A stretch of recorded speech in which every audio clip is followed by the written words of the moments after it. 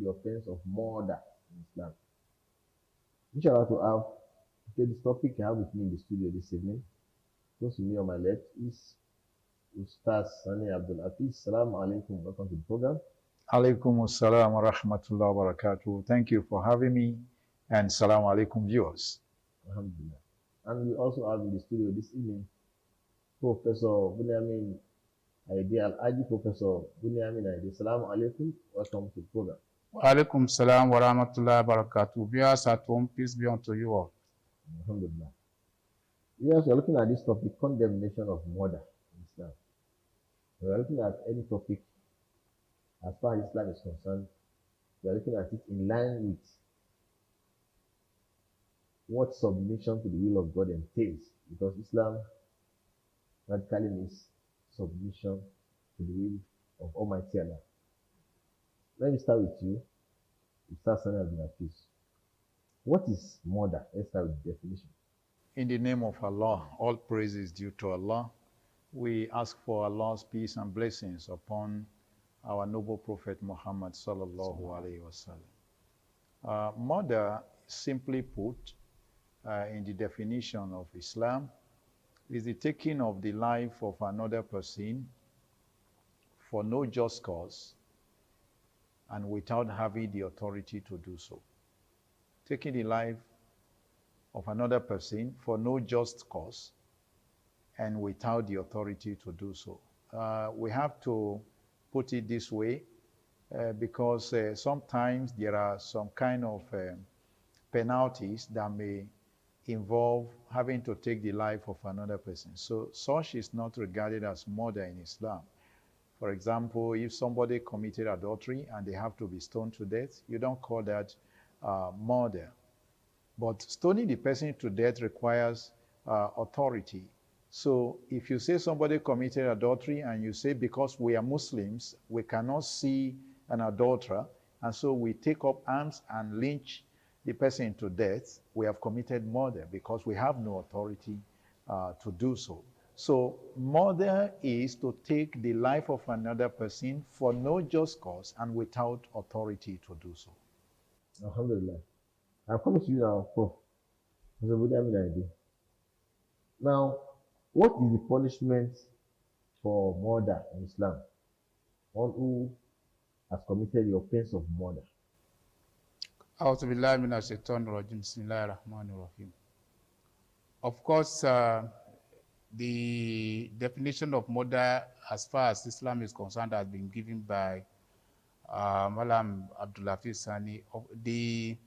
In addition to what he just said, before I go to the punishment for murder, the issue of committing adultery, before you can even carry out the punishment, there must be witnesses.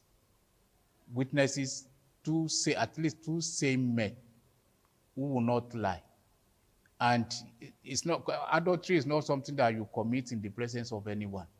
So even when the act had been carried out and the person just came out of the room with a towel or whatever, and it's at that point one of the witnesses see them, you don't have any right to now come out and say you think that is what they went inside to do. So before you even catch the person red-handed or the person's red-handed, it will be very, very difficult. And that is why most times it's left between you and your creator.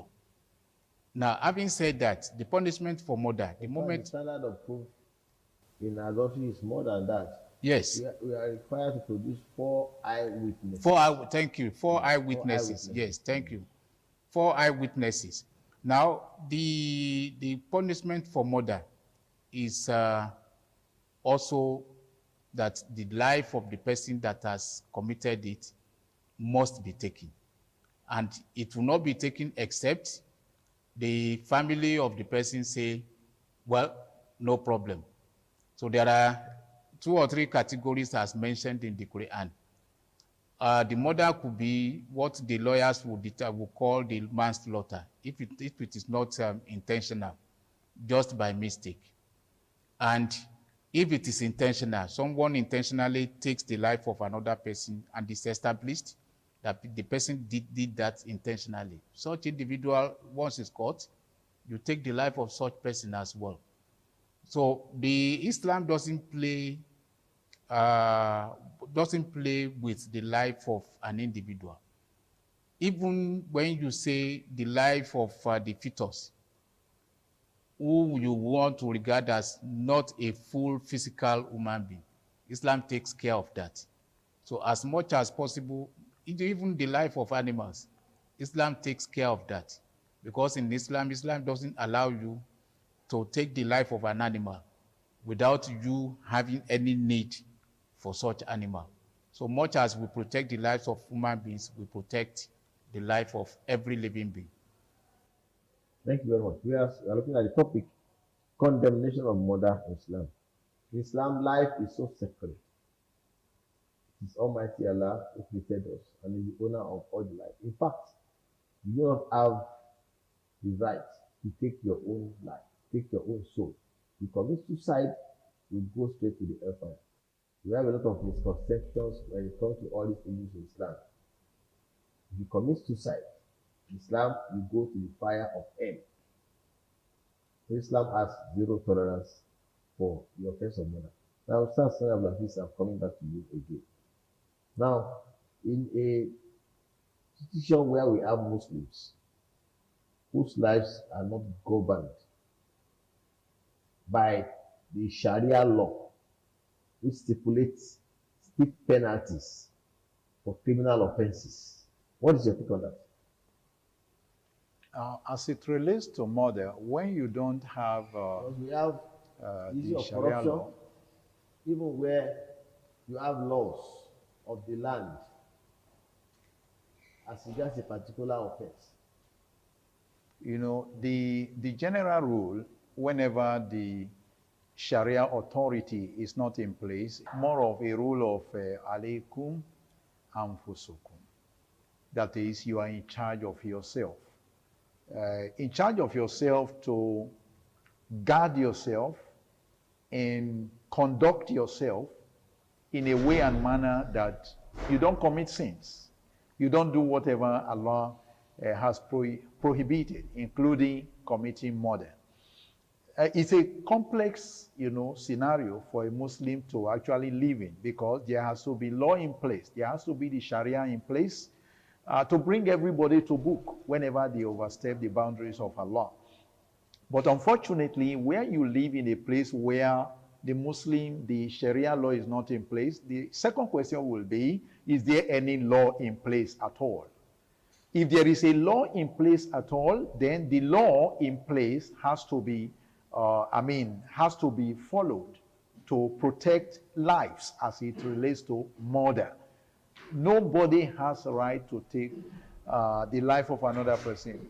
The Islamic fights, so to say, that you had in the time of the Prophet ﷺ, at some point they have to be brought to a halt.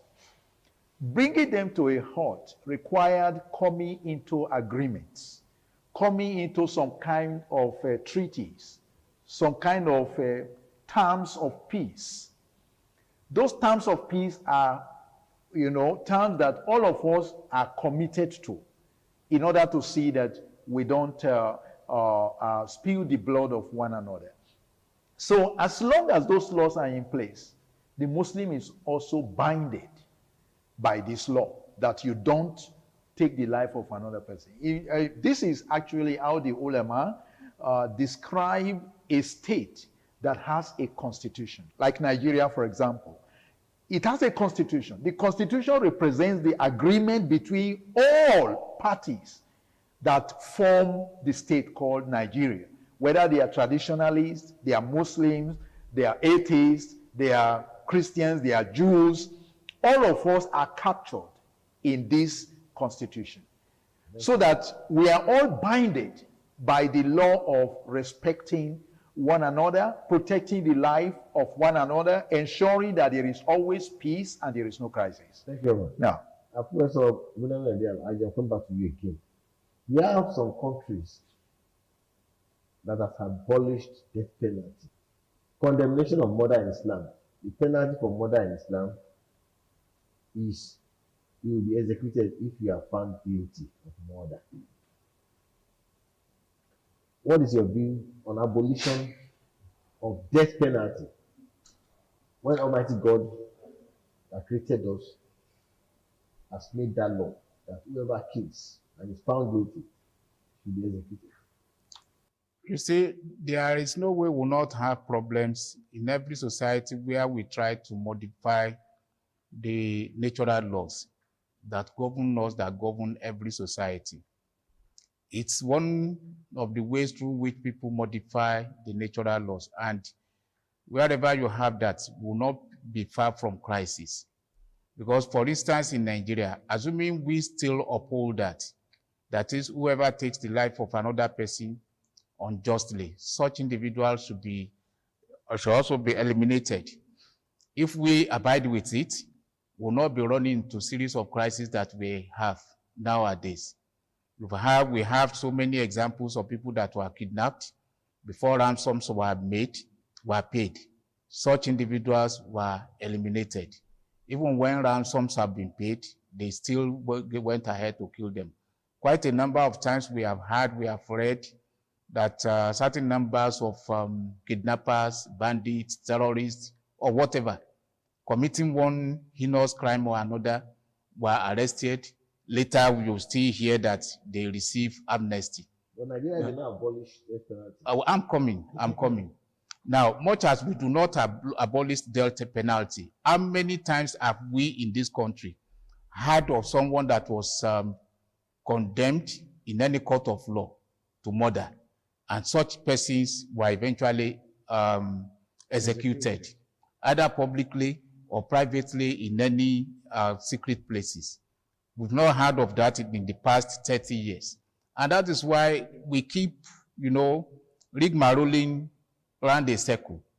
Because right from the time kidnapping started some years back, if we had adopted that, right from the time the Ibtro banditry started, the terrorism started, all these forms of criminalities in our society, if we had adopted execution of anyone that was found guilty, after carrying out all the decent investigations and you confirm that this person actually did this, if you execute them, automatically nobody will want to venture into such things.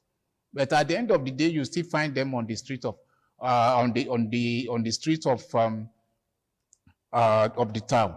Now, coming back really to other countries where they have abolished that, they try as much as possible to keep such individuals out of circulation. And what they believe is that, separating them from the society, not having any contact with anyone, is even worse than killing. You've heard of people that were confided or that are confided life imprisonment. In one room, they only give them maybe 1 hour of refreshment during the day or at night, depending on whatever the person chooses. Keeping the person solitarily in that kind of environment can be worse. And it can be likened to, al-fitna to ashadu min al-qatl. Keeping someone in permanent condition of tribulation may be worse than death sometimes. But whichever one we adopt in the country, as it is today, Nigeria cannot even be said to have adopted anyone. We are just floating, and that is why we have this mirage of crisis within us today. So our law is very clear. We have a law stipulating death penalty for some offenses. Another thing is the enforcement of the laws. I'm coming to you now, Ustaz Sani Abdul Hafiz.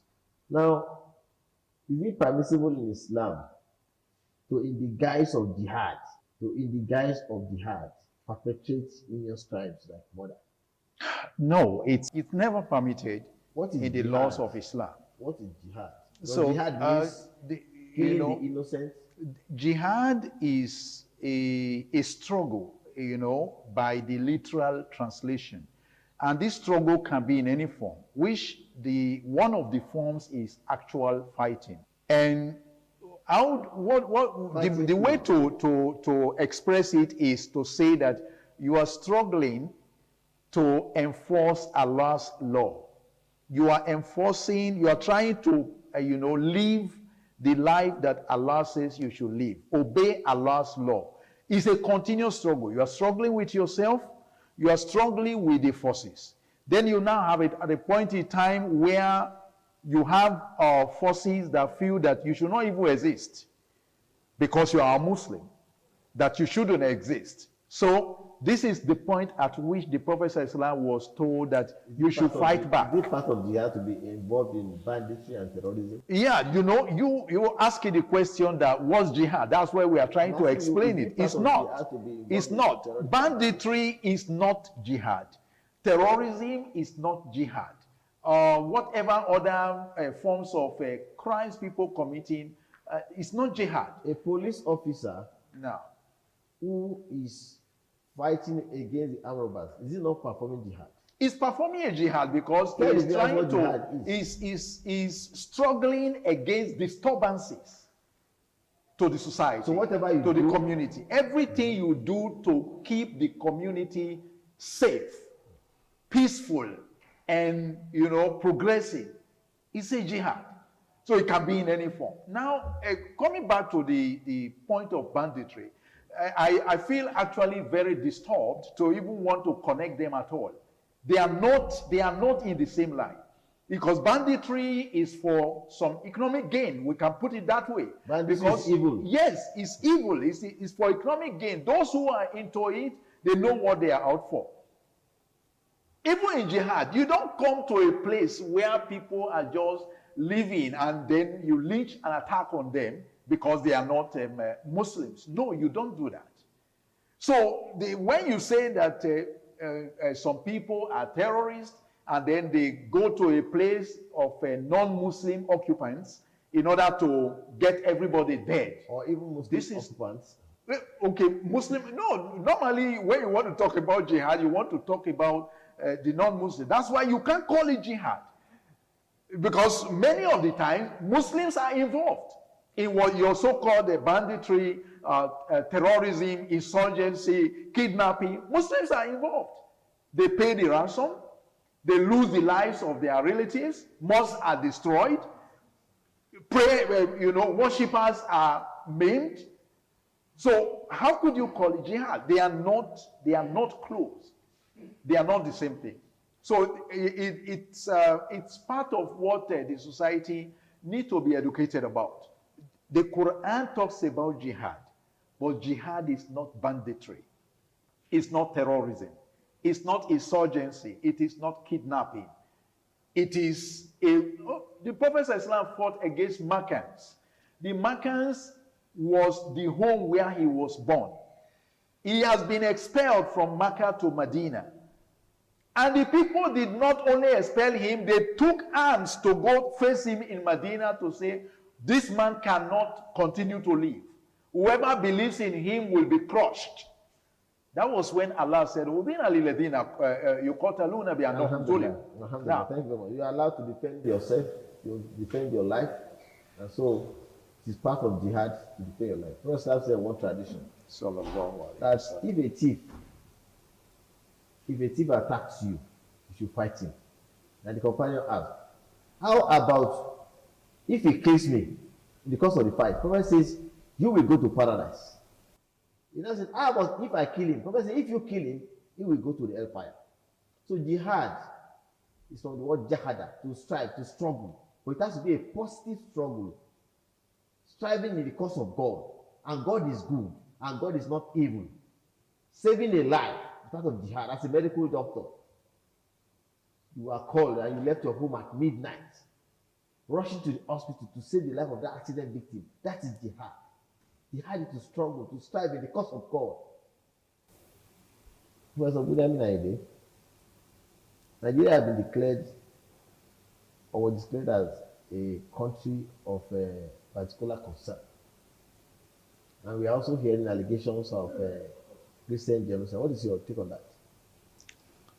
Well, of course, when you look at the word genocide as applied to what we have in Nigeria, it's not only our Christian brothers, sisters that one can say are the victims of genocide in Nigeria. Because look at the issue of kidnapping, the issue of terrorism, banditry that we mentioned earlier on. All these one cut across various tribes, various religions, even including those that don't proclaim either Christianity or Islam. The victims vary in terms of age, in terms of tribes, in terms of religion.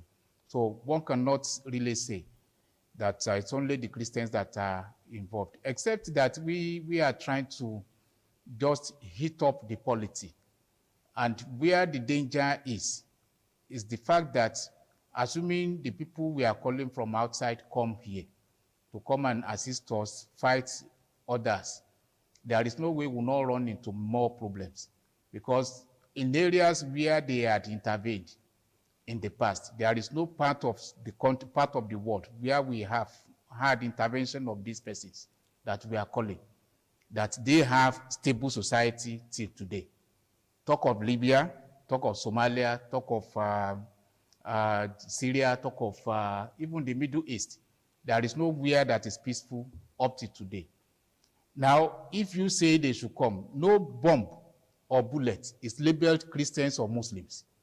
If they drop any bomb anywhere, the devastation will not separate people based on religion, or will not destroy people based on religion or tribes. So therefore, what we need to pray for and also strive for is there is a general problem, that there are general problems that we all have. The issue of hunger is there. The issue of mounting anger is there, which is necessitated by the situation we find ourselves in this country. So if someone is hungry, hunger as it is today doesn't differentiate between religions, doesn't differentiate between tribes. We are all hungry, we are all angry the same way. So we should not, based on the fact that certain persons are looking for favors outside the shores of Nigeria, then magnify the problem beyond what we will be able to bear when the consequences come. The consequences may be enormous. This country belongs to every one of us, whether we are Christians or we are Muslims or we are atheists, or we don't even believe in any existence of any God. This country belongs to us all, and we must defend it by our conduct, by our character, and by that band of humanity that all of us are together in this. Thank you. Ustaz Abdul Hafiz, what is the government expected to do? The duty of government is to protect life and property. The government, among everything they have done, which is striving to see how much they protect life and properties, we can only say that more should be done. More should be done, and just as has been mentioned, that when criminals that are involved in these activities are arrested, they should be promptly dealt with according to the law. And when Allah mentioned about punishing the adulterer, let some of the people witness their punishment, so that it will be shown that the one who lost a life will know that the person that killed my person has been dealt with. That will serve as deterrent to others. Thank you very much, viewers. We have been looking at the topic, condemnation of murder in Islam. Islam has zero tolerance for murder and for all criminal activities. In fact, Islam is very, very strict when it comes to punishment. You steal, your hand is amputated. You commit adultery, you are stoned to death, or you are given 100 strokes of the cane if you commit fornication, if you are not married. You commit murder, you are to be executed. You commit banditry, your hand and feet at alternate sides is to be cut off, and you can be banished from the land. Very severe punishment we have in Islam, the Sharia law. But when you have Muslims whose lives are not governed by the Sharia, then it becomes a matter of concern. Banditry, terrorism is not part of Islam. Jihad means struggle, to strive in the cause of God positively. And we should all try as much as possible to let all hands be on deck to make Nigeria and the world at large a peaceful place, especially as Muslims. Thanks for coming. I've added Mr. Bunyamin Aide. And thanks for coming. Mr. Sani Abdulhafiz, I Thank remain you your anchor, too. Al-Adi Al-Amin Alao. We are joining us again next week. Salaam alaikum wa rahmatullahi wa barakatuh. Wa alaikum assalam wa rahmatullahi wa barakatuh.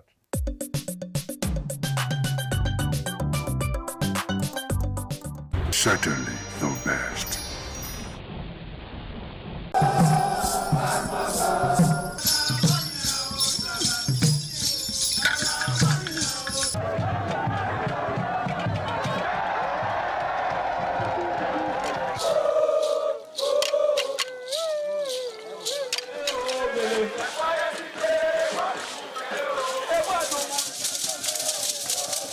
This is Anegbete community situated in Isako Central Local Government Area of Edo State. It is an agrarian community with united people that promotes unity and oneness for peaceful coexistence. The inhabitants of the community migrated from Benin, the cradle of black civilization, a kingdom where king is truly king. The ancestors of Anegbete saw that age was the main determinant of leadership in the rural setting, and the eldest man in the settlement was regarded as the leader who presided over meetings, and his authority is held in high esteem. To further strengthen this unique system of leadership, age group evolved in Anegbete.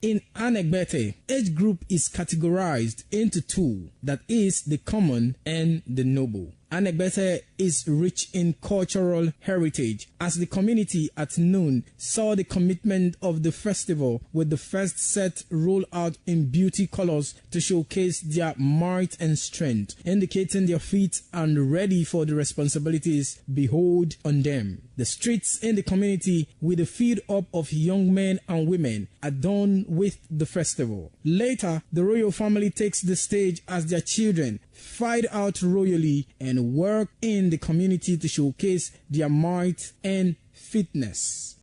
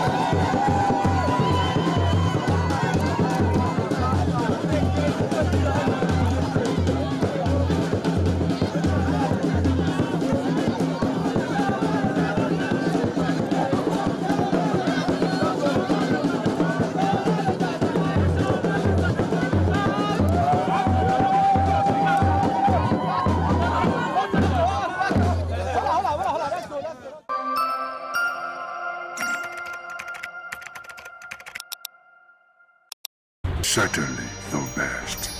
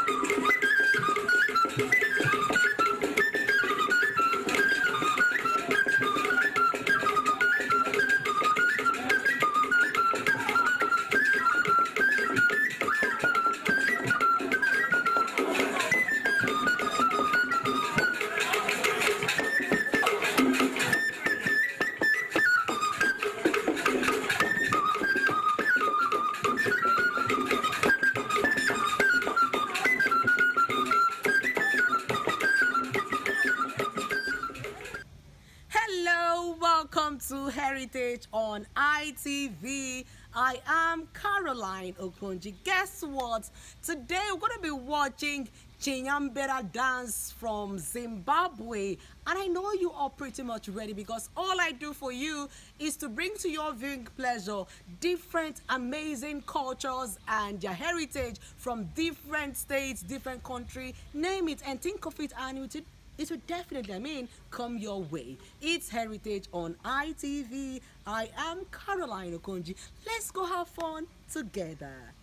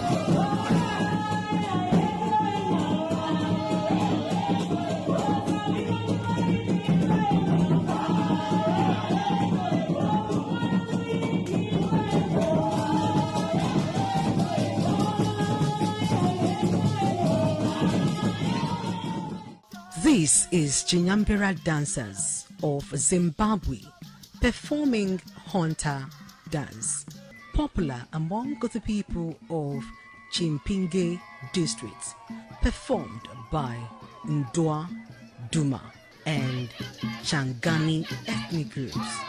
The dance is performed for entertainment, especially for social events and festive time.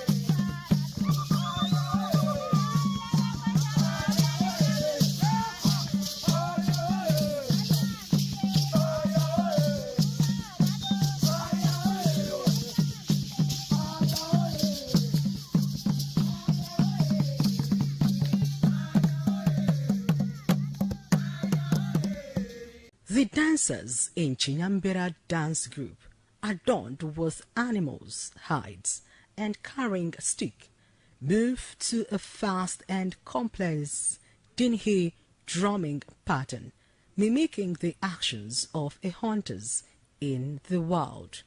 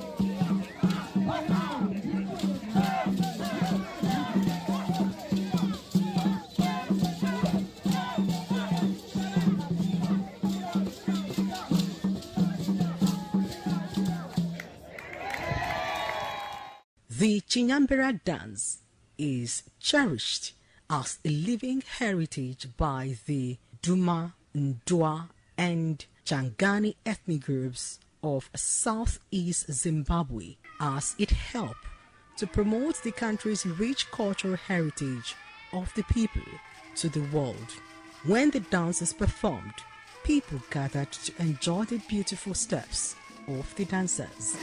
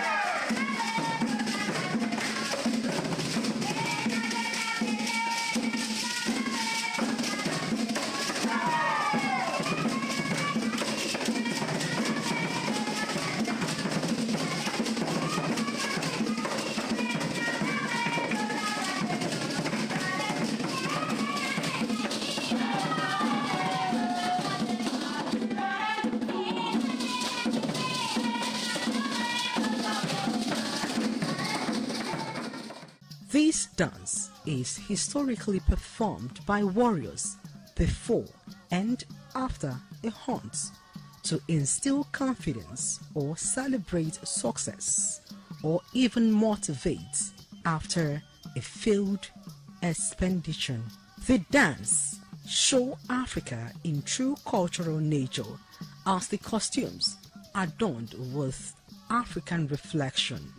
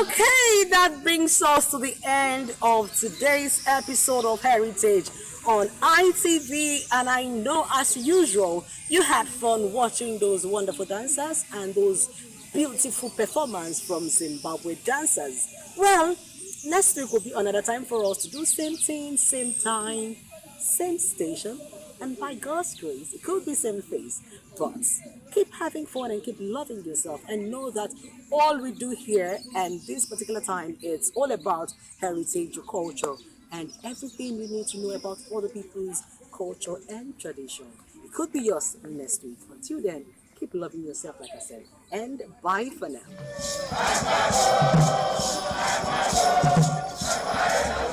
Certainly the best.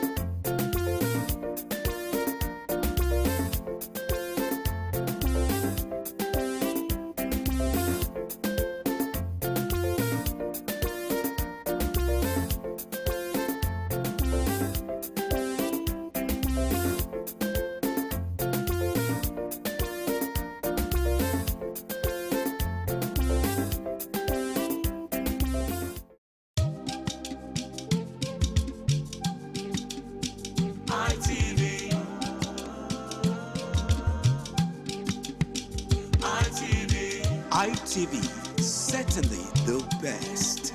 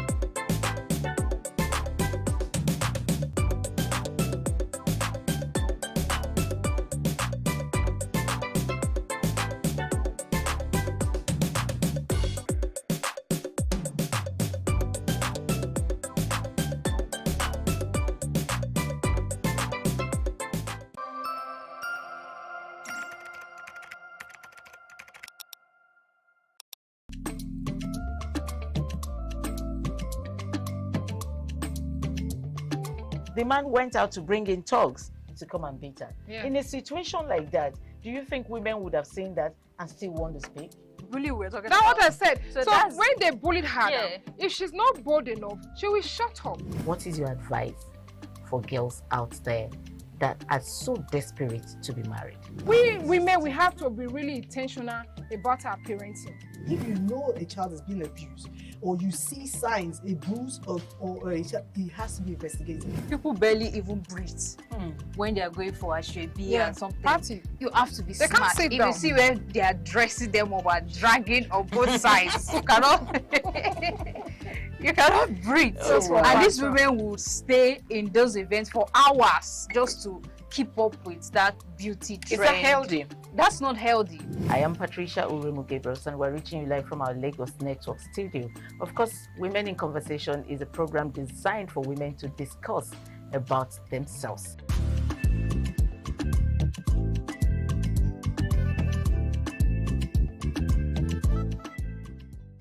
Certainly the best.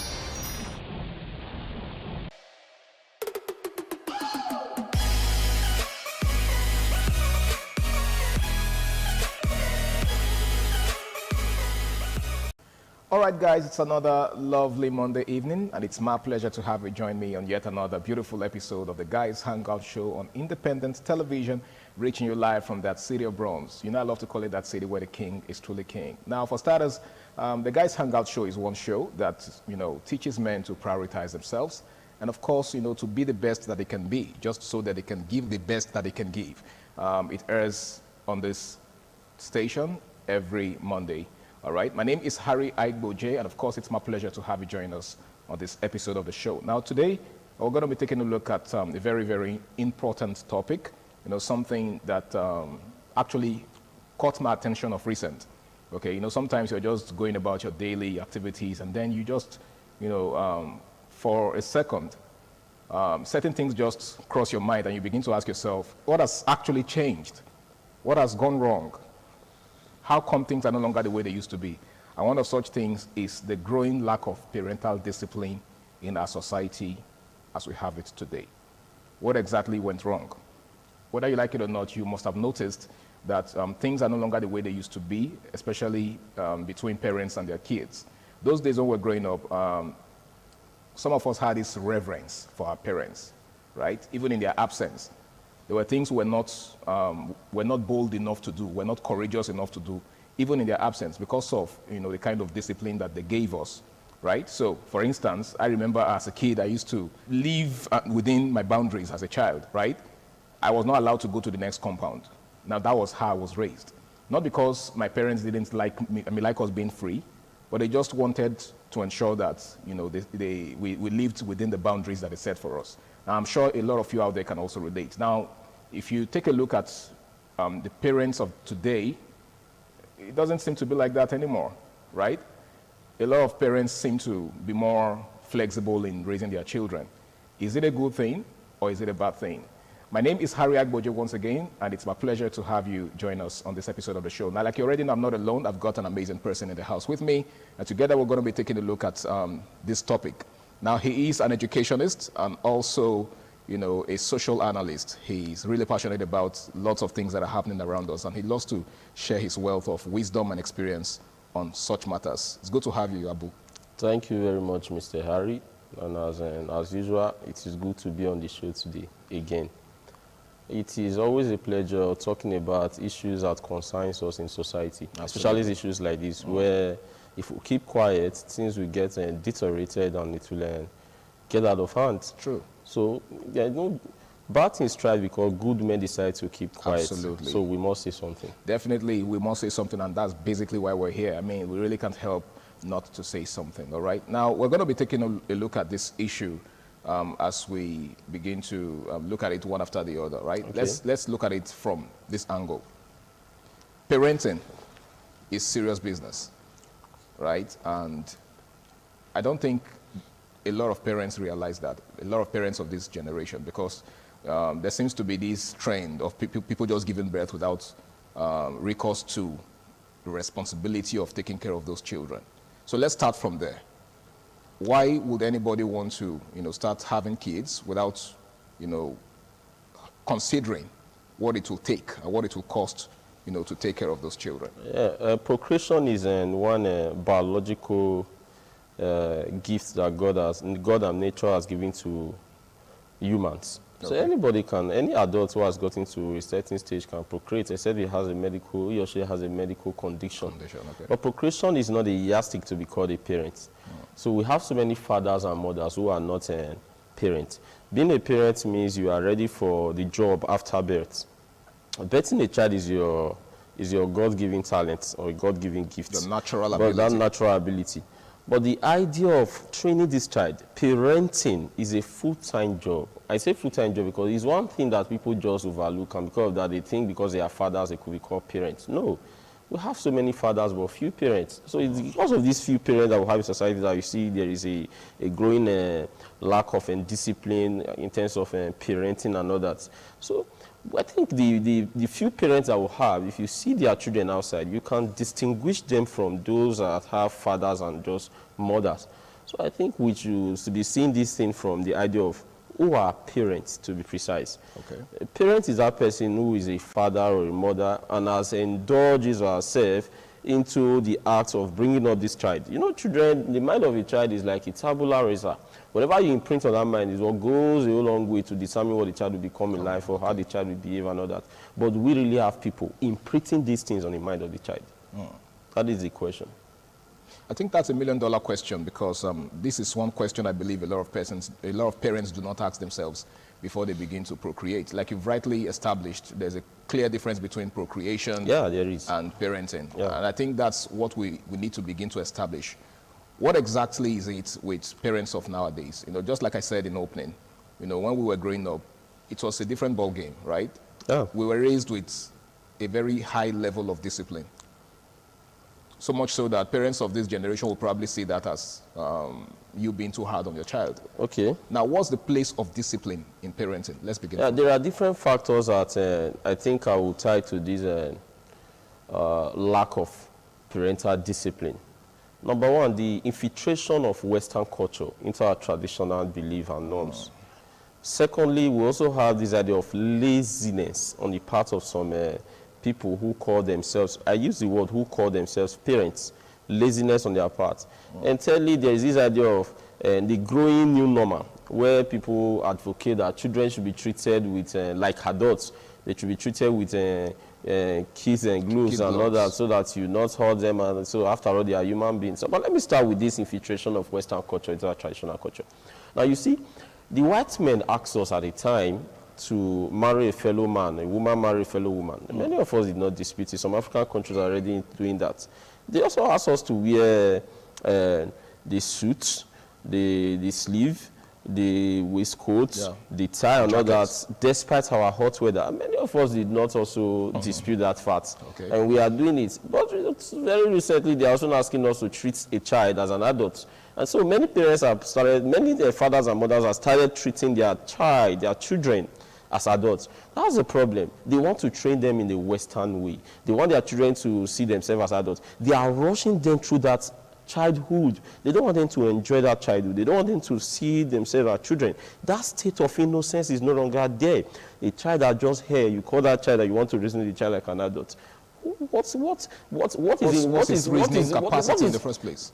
My brother, what is the rationale behind you sitting a child down to say, let's discuss? You are just 4 now. And who told you that a 4 years old is thinking like an adult already? It's not. I know many will say this is a computer age and jet it.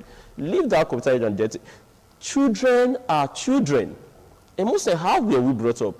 We were told that if you misbehave, I will flog you. I have so many parents in my area.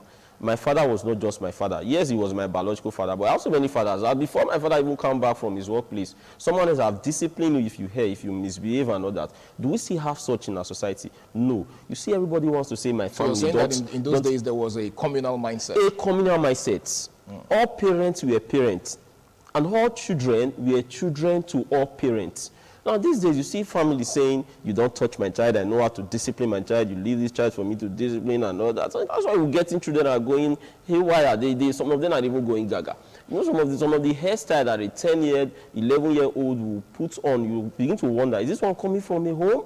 You see some young girls out there, 11, 10, some of the things they will wear, like, does this one even have fathers and mothers at home? So the issue now is we are drinking too much from this cup of Western wine.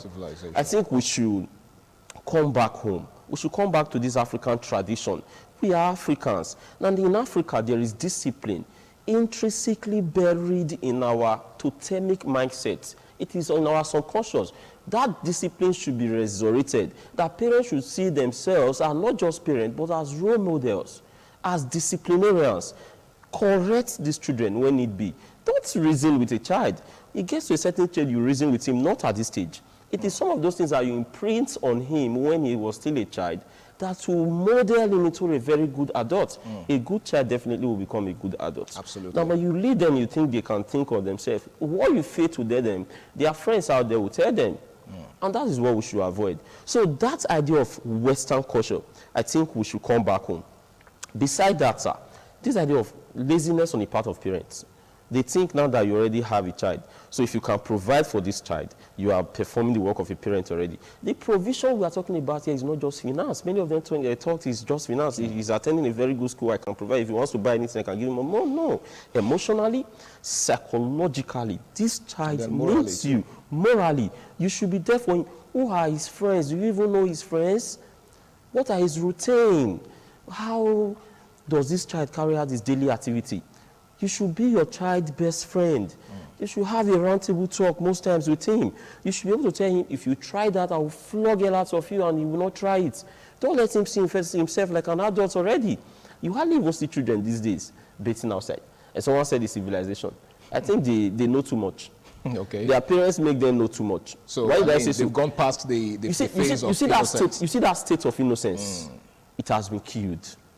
Every child now, the parents have been able to inculcate in them that they are no longer children, but they are now what? Adults. And there is no way a child can behave like an adult. He will be an adult in a wrong form.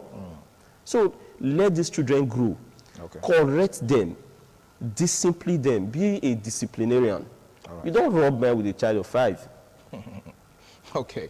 Now, you've actually said a lot. Now, talking about the infiltration of Western culture, just recently I saw a video on Facebook of this American comedian, veteran comedian, Steve Harvey, he was actually interviewing a kid, a 5-6-year-old girl.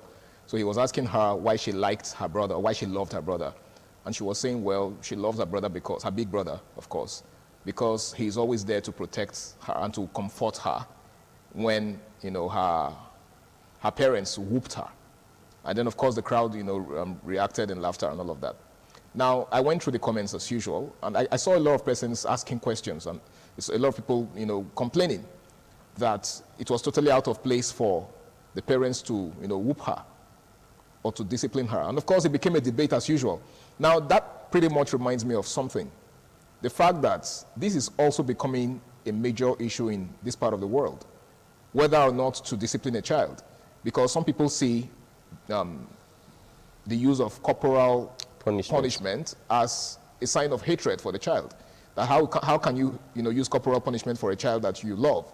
So they see it as, you doing too much. They believe you shouldn't use corporal punishment on your child, that there are other ways. Just like you said, some of them believe you can reason with your child. But how do you reason with a child whose mind is not even matured enough to, look at things from that perspective? I think what we have is actually a problem, because people want to mistake smartness, intellectual exposure to maturity. Yeah. And I think that's a problem. I would like you to speak in that regard. You see, words get their meaning from their context. Okay.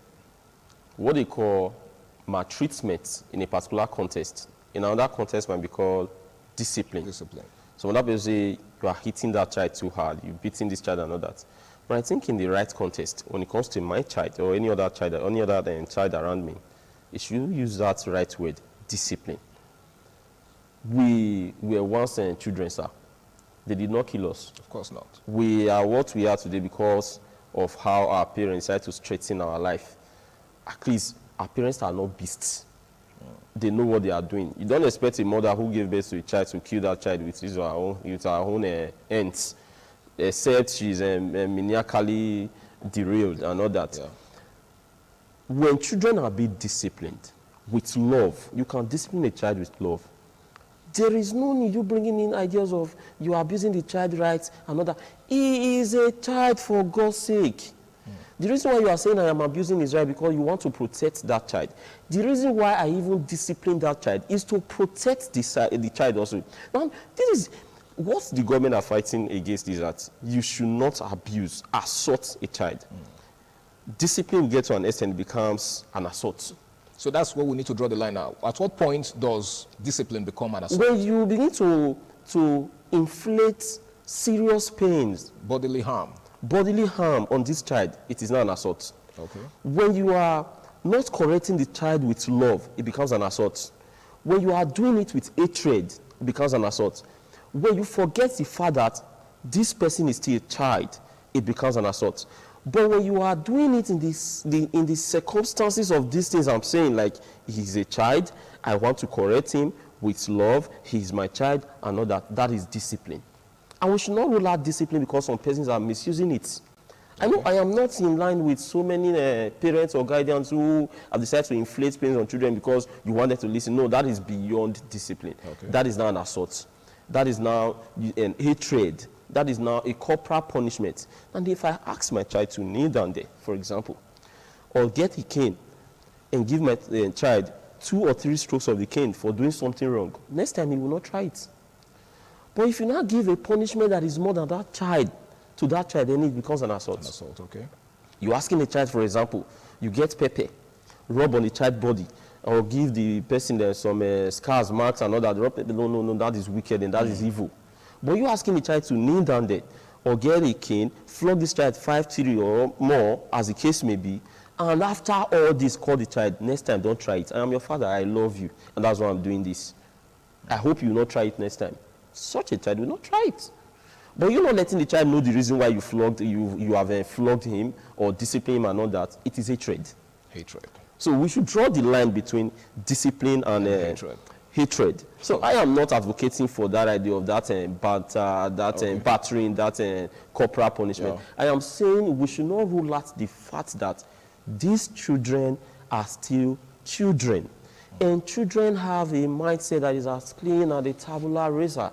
So we have to imprint something that they will take up into becoming a very good adult. I guess that's why the Holy Book says that you should train up your child in the way he should go, that when he's old, he will not depart from it. All right, guys, it's still the Guys Hangout Show on Independent Television. Just in case you're just joining us, we're talking about the decline in discipline, parental discipline.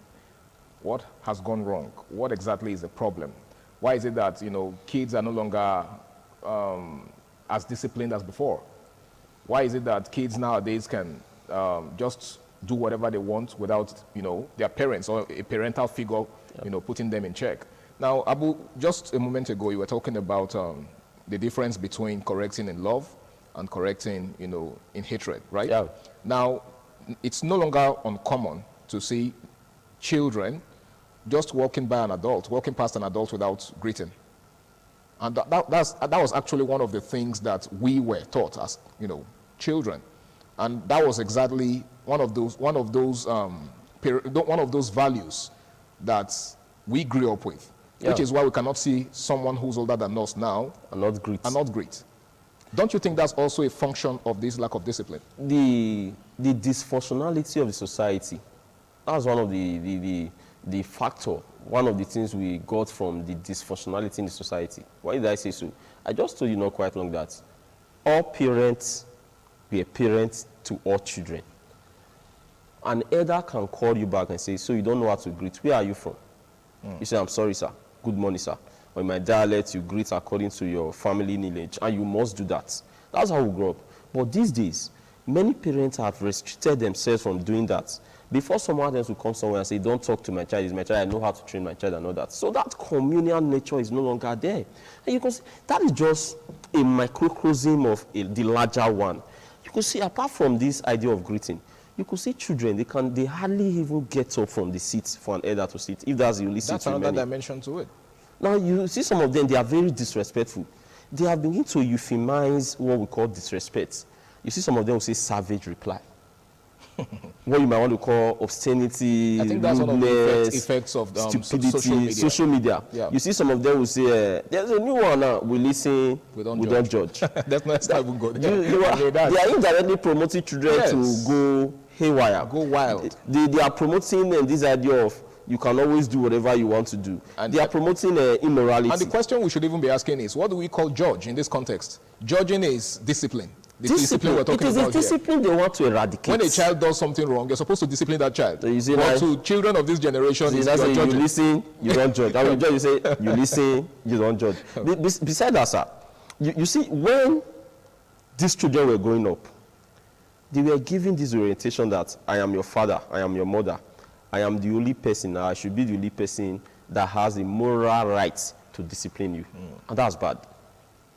Let these children know that all parents in this vicinity are your parents. Even adults. Even adults. They have the right to discipline you in my absence. When I was growing up, something happened. I went home to tell my father that a teacher has flogged me in school. He said, okay, the next morning we'll go. He followed me to school. And when we got there, he took the cane himself and flogged me again right in front of the teacher. These were adults in unity. Adults having a meeting over me that I don't even know about. Their primary aim then was, this child must not go wayward. Now that I am an adult, I used to think like, okay, could it be the reason why my dad have to flog me again? You know, that sends a message. The message was, you are safe in his hands and don't misbehave because I'm your father. I'll flog you again. But these days, we've seen parents that will follow their children to school and start constituting nuisance. Some of them will not even ask. You'll be telling your child right from the home that your teacher will die today. You are giving that child an impression that he or she can disrespect an elder and get away with it. I'm your mother, I will always fight for you. You are creating a small problem that will blossom into a bigger one in society tomorrow. A child you couldn't discipline today will end up in prison. And they'll start crying. Discipline your child. Teach these children societal value. The values, one of the values that will hold tenaciously to in Africa is respect. They should be respectful. Leave this idea of we are in a civilized world, this is a computer age. And in America, you don't touch a child like that, they'll call the police on, trust Nigeria police. Okay. They'll be very quick to tell you, no, it's not like that. You must respect your parents and all that. So that is one of the factors. Okay. Though there are other factors. There are factors that we have this single motherhood and fatherhood. Yeah. It's also a contributing factor. Broken homes. A broken home. Now, if a child is coming from a broken home, that parental care, love will not be there. Of course, it's not easy for one person to train up a child. Okay. You need a father figure, you need a mother figure, and this person is not there. Definitely, it will affect the child's psychology, and that will metamorphose into an adult that will be antisocial, okay, or that will be maladjusted in society. All right. So that is another angle. Okay, once again, it's the Guys Hangout Show, and tonight we're taking a look at the issue of the lack of parental discipline. What has gone wrong? What is the difference between the way it used to be and the way it is now? Now, Abu, in closing, I just wanted to give a word of advice to parents out there who are not living up to expectation in terms of disciplining their child. Those who think, letting their child get away with everything they do is a sign of love. What's your advice for them? In less than, They shouldn't be just a father or a mother. Okay. They should be parents. And parenting is not an easy job. Okay. If you are capable of giving birth to a child, you should be able to parent, take good care of that child. Don't be scared. Don't be scared to discipline your child. Don't be scared to discipline your child. I guess that's the parting word for tonight. I want to say a big thank you to you, Abu, for taking out thank you, my brother. Time to be with us on the show today. And of course, to every one of you out there who have created time to be with us. I hope you've taken something away from tonight's discourse. Of course, the most important thing to take away from this is parenting is serious business. All right? So the moment you decide to become a parent, just have it in mind that the future of that child lies in your hands. If that child is going to grow up to become a responsible person, it's totally up to you. And of course, it's up to the adults that child is surrounded by. So another thing that Abu said in the course of his analysis is that parenting doesn't just end with you as a parent. You should also give the adults around your child the responsibility of raising your child, just like it was in the olden days. Don't have this mindset that you are the only one who has the responsibility of taking care of that child.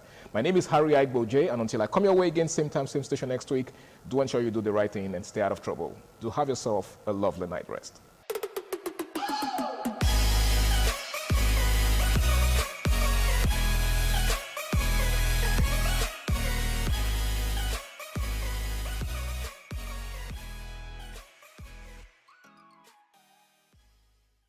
Certainly the best.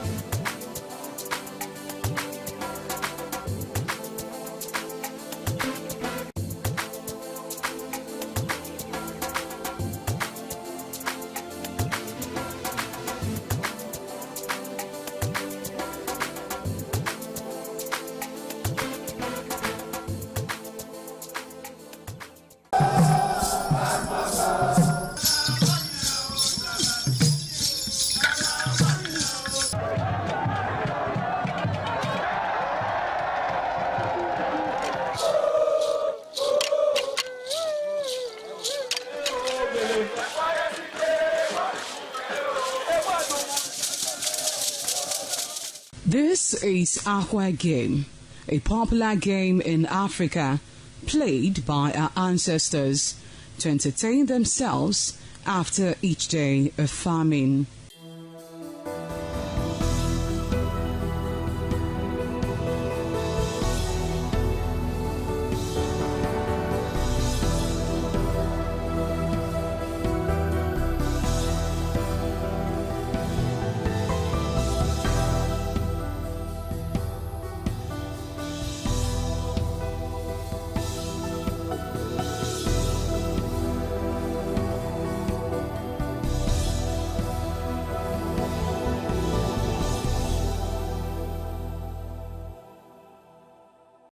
It is also relevant in our coronation in Africa.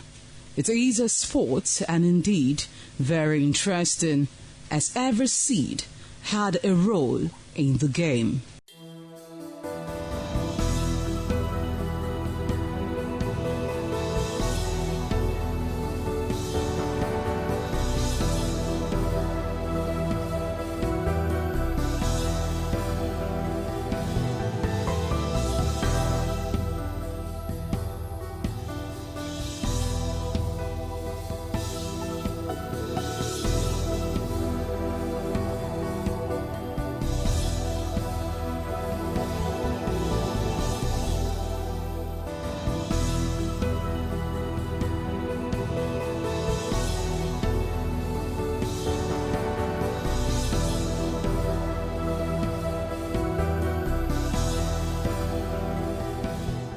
playtime is 45 minutes per set.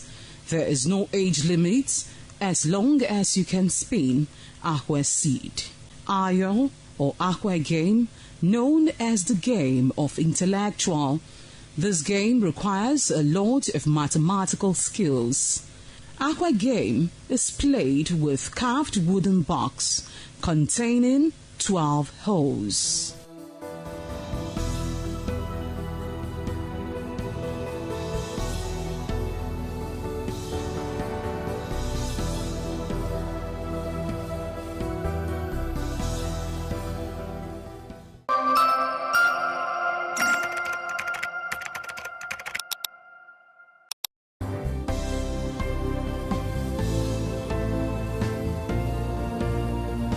Thank you very much for joining us on the program, Healthy Living. What is the kidney? The kidney is an excretory organ in the body, which is for metabolism. Tuberculosis affects many organs in the body, but the common ones it usually affects is the lungs. Epilepsy is a neurological problem.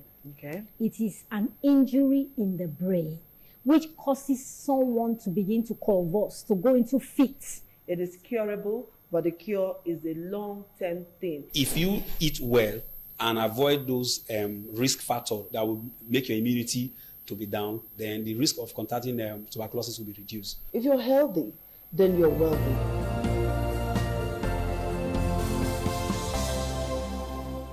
Certainly the best.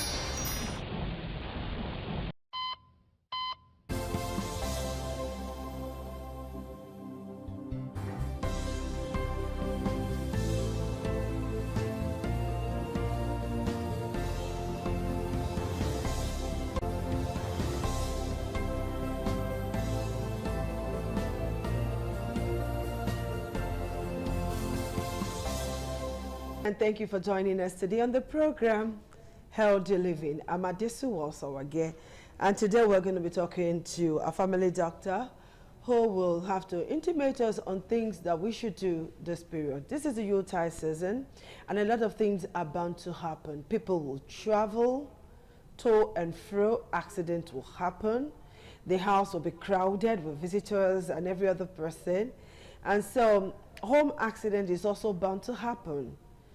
And when all of this happen, what are you supposed to do before you see a doctor? In the case of burns, you see people bringing salt, some palm oil, some shea butter, some water. Another one that they use is bicarbonate sodium, that is baking powder. You see it everywhere, people trying to use it on people who suffer burns, and people are bound to fall. Heart attack will happen, poisoning will happen. And then even food poisoning can happen, all right? And people will get poisoned on alcohol and even PCM, all right? So when all of this happen, what are you supposed to do before the arrival of a doctor? This and many more we're going to be talking about today on the program, Healthy Living. We'll take a short break for some commercials, and when we come back, we will be talking to our doctor. Stay tuned.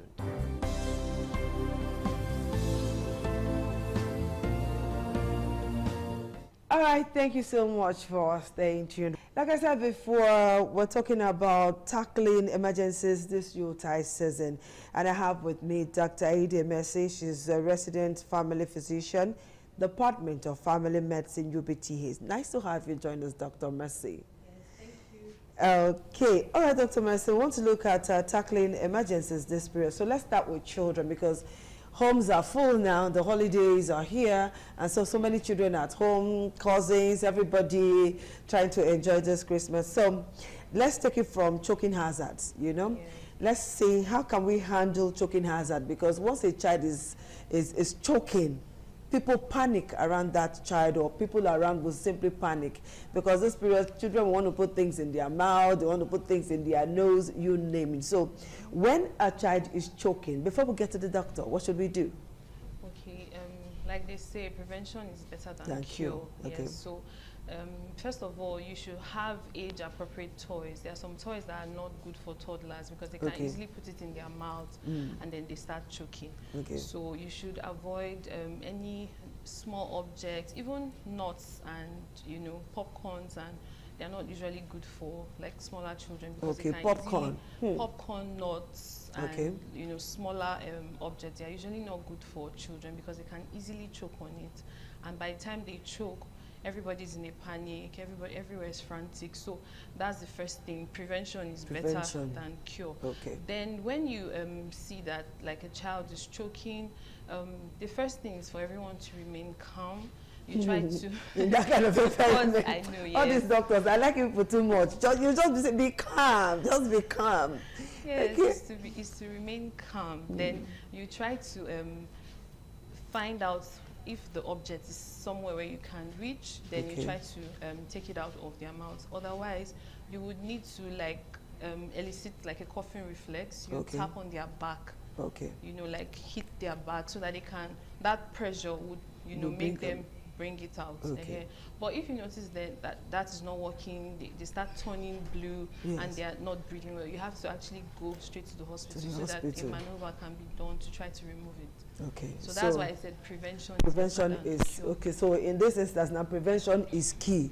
We should prevent all of this and take everything that can choke a child.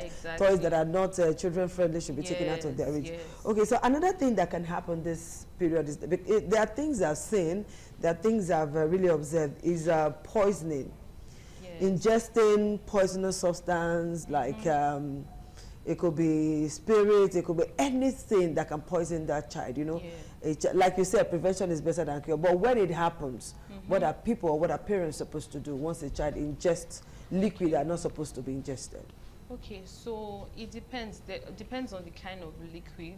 You know, most times when it happens, the parents will want to maybe give them palm oil, give them kerosene. In fact, that worsens the situation.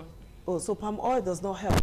It doesn't help because at the time you're trying to force the palm oil into their mouth, they can actually aspirate it, that it will go into their lungs. And so let's say even the product that they took may not even be as poisonous as the effect of the palm oil you've given.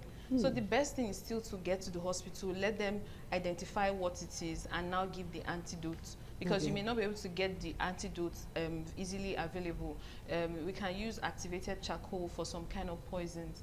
However, it's better to locate the nearest hospital. When you say activated charcoal, what are you talking about? Activated charcoal is a type of substance that is used to deactivate certain kinds of poisonous substances. But it's not one cap that fits all. So you can't use activated charcoal for all the kinds of poisons. And so like I said, it's better you take them to the hospital so that they can ask the timing, the quantity, and when it was ingested. So we can now observe the child and do the necessary thing. Like I said, in the case of even poisoning, prevention is also better than cure because there are some kind of substances, maybe like the popular one that's sniper. It's very dangerous. So it's better not to allow them. Of course, children, they are always adventurous. But it's better to keep these things far away from their reach as much as possible. Even your pills too, they can also ingest pills. So it's better to take them out. But the best thing is to get to the hospital so that the substance is identified and the necessary antidote is given immediately. You know, normally when things like this happen, the very first thing, bring palm oil, bring, there's this other one, this black one, a diagmo, palm kernel oil and all of that. That is the first thing people want to do. Oh yeah, press your neck, open your mouth, that kind of a thing. So a situation like that should not occur. It should not be happening because the problem is when you are forcing them to take it, they would, you know, it will get into their lungs, and that is the problem. They can now spend so long in the hospital trying to treat the consequences of that. So I think the best thing is just to get to the hospital. All right, you're hearing from Dr. Mercy. She's telling us a lot. Once things like that happen, don't panic. And palm oil is not the option. If you can't help that child, see as fast as you can, just try and take that child to the nearest hospital where help will come to the child. All right, doctor, let's not keep talking about children because I know that this is their period. This is when families will want to do Christmas decoration, plenty things, and so a lot of small items will just be flying and lying around. So prevention, doctor says, is best. Now let's look at adults. This period, we notice that there's usually a high rate of heart attack. Yes, that's this period. I don't know, is it a Christmas pressure or pressure of money to spend? I don't know, but before we see a doctor, what should people do? Okay, so this period definitely, the spirits are high, everybody's excited, people have expectations, and of course there's pressure. So all of that, maybe anxiety, worrying, you know, all of that stress and, you know, put a lot of pressure on the heart. That's the truth. There's a mechanism for that. Stress affects a part of our nervous system that triggers the heart to start beating faster. So if the person already has underlying heart conditions, maybe the person already has hypertension, the heart is already weak, the person is at increased risk already if the person is having to battle with all of these things that are stressing the heart. So that's why we say overly charged environments, you know, are not good for a person that already has underlying heart issues. Then even your diet, maybe at this time is when people want to, you know, give themselves some form of enjoyment. Take this, take that, and all of those things are contributing. Want to flex this period. Yes, and even some want to indulge in alcohol. So all of these things would worsen the risk of having a heart attack. Yes, especially for those that already have an underlying heart condition. So what should be done? You have told us not to panic in any situation. So what should we do? How can we have help somebody who is already having a heart attack? Okay, so the first things, like I will always say, is the prevention. So your lifestyle, the things like avoid things that are stressful. Worrying really will not add to your, you know, it won't change the circumstance. So avoid being overly worried. Sleep deprivation also adds to it. You know, you're not sleeping well, you're worried. All of these things are putting pressure on your heart. Then avoid alcohol. That's the truth. Avoid alcohol, avoid binge drinking. Watch what you're eating. Eat more vegetable, fruits. So, but when the person already has developed so the things to look out for, if the person starts complaining of maybe chest pain, you know, it will usually come like that. They will have chest pain, they can have difficulty breathing. Some people may not even have chest pain, they may just have tightness in their chest, like a feeling like they can't breathe well, like they're suffocating. For some people, they'll start sweating profusely, they'll feel like there's an impending doom, like something bad is going to happen, or they feel like their heart is racing. So those are like little signs that are coming up. At that time, it's still better to go to the hospital. Don't wait. Don't wait, because you know how Nigerians are. They'll be like, I would overcome it. Let me just be waiting and try to wish it away. Exactly. At that time, when you're having those discomfort, go to the hospital. And if there's already an underlying condition, now is the time to go for your checks. Go and check your blood pressure, check your level of cholesterol.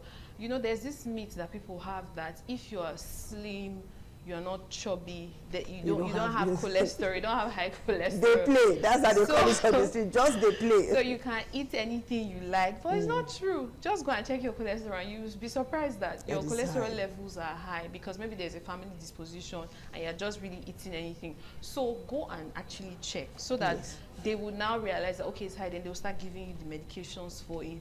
You know, they'll start giving the medications for it. And still, for a heart attack, it's still better to go to the hospital as soon as possible. If the person is already hypertensive, that's already a risk factor. Diabetes too is a risk factor. All of these things are risk factors. So in these times that everywhere is charged, you know, there's maybe one news coming up or the other, these are triggers. So avoid the triggers. When you now notice these symptoms that are outlined, you're feeling weak, you don't understand yourself, please go to the hospital and get yourself checked, so that they can, you know, identify if there's something going on and prevent it or treat it immediately to prevent it from getting worse. Dr. Mercy, thank you so much for educating us. Now, let's say in a minute, can you just tell women out there what to do this period to save their mental health? Because I know, you know, at this period, some women are already charging. Never bring money for Christmas rice. Never bring money for Christmas things. They're already charging up. So please just talk to them in a minute how they can save themselves from mental stress. Okay. Saving yourself from mental stress. Identifying, first of all, that health is wealth. The fact that you are alive already is something to be thankful for. And this season is all about thankfulness that you got to the end of the year. Be grateful for that, you know. And don't worry too much about all the things that you want to be able to do, you want to be able to achieve. Want to build us on the Atlantic Sea this Christmas. So all of those things, I think, you know, what is important should be, you should prioritize family time. Okay. You know, prioritize family time, spend time, quality time with your family. If your, you know, your spouse is able to provide at least food on the table, to simple meals, you know, the fact that you are bonding together, having family time is so much more. We know what's happening around the country now. You know, we are like lucky not to have those violence and all of those things. So the fact that everybody is around, family time, just be happy and be thankful. And as you're thankful, by God's grace, next year things will get better. Amen. Things will get better. All right, thank you so much, Dr. Mercy, for finding time to be with us on the program Healthy Living. We shall do this again soon enough. Soon enough. All right, people, this is how to cope with some emergencies this Yuletide season. And the best medicine for this season is don't panic. Prevent anything that can give you stress. Prevent anything that can bring trouble your way that will make you to run to the hospital. If you do this, I think you'll be happier. We'll see you again next week. Bye-bye.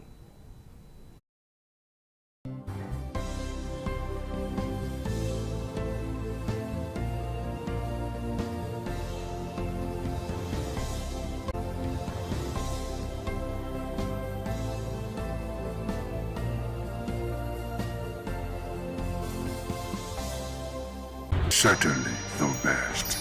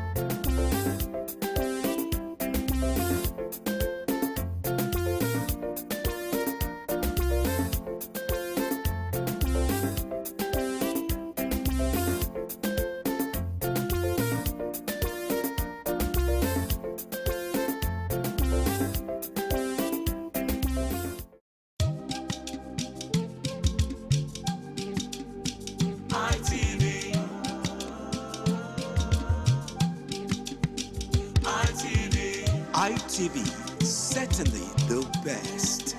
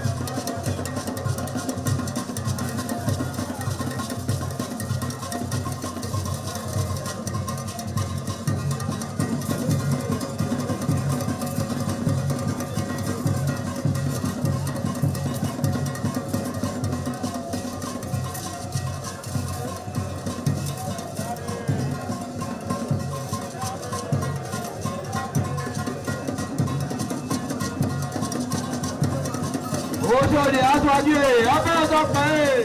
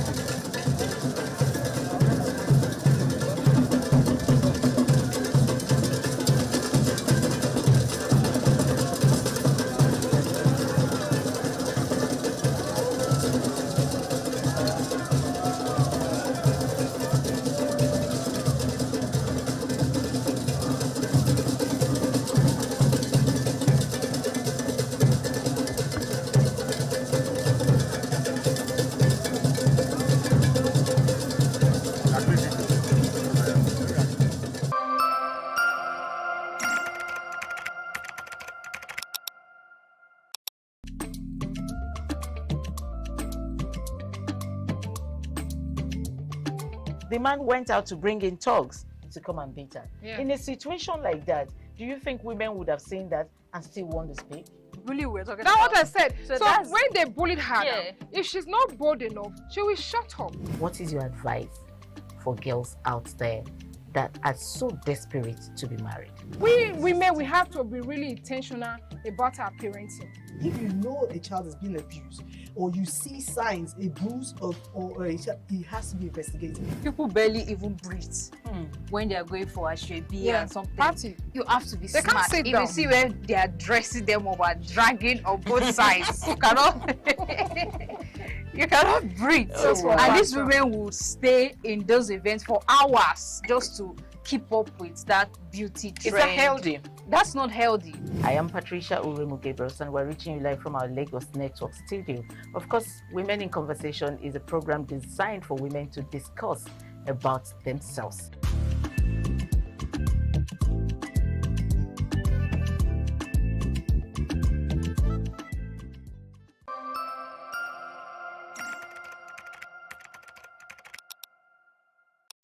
Certainly the best.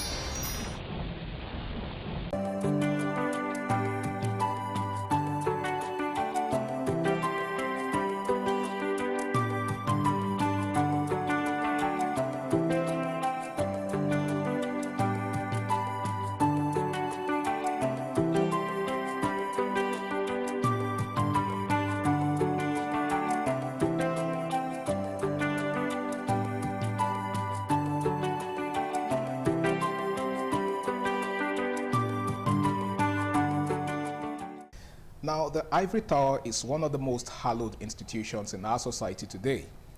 Now, whether you like it or not, it is one of those institutions that determine how the world views society, because it's the highest level of education in every society. So Nigeria is not left out. We have some very prestigious universities, polytechnics, and of course other higher institutions in this country.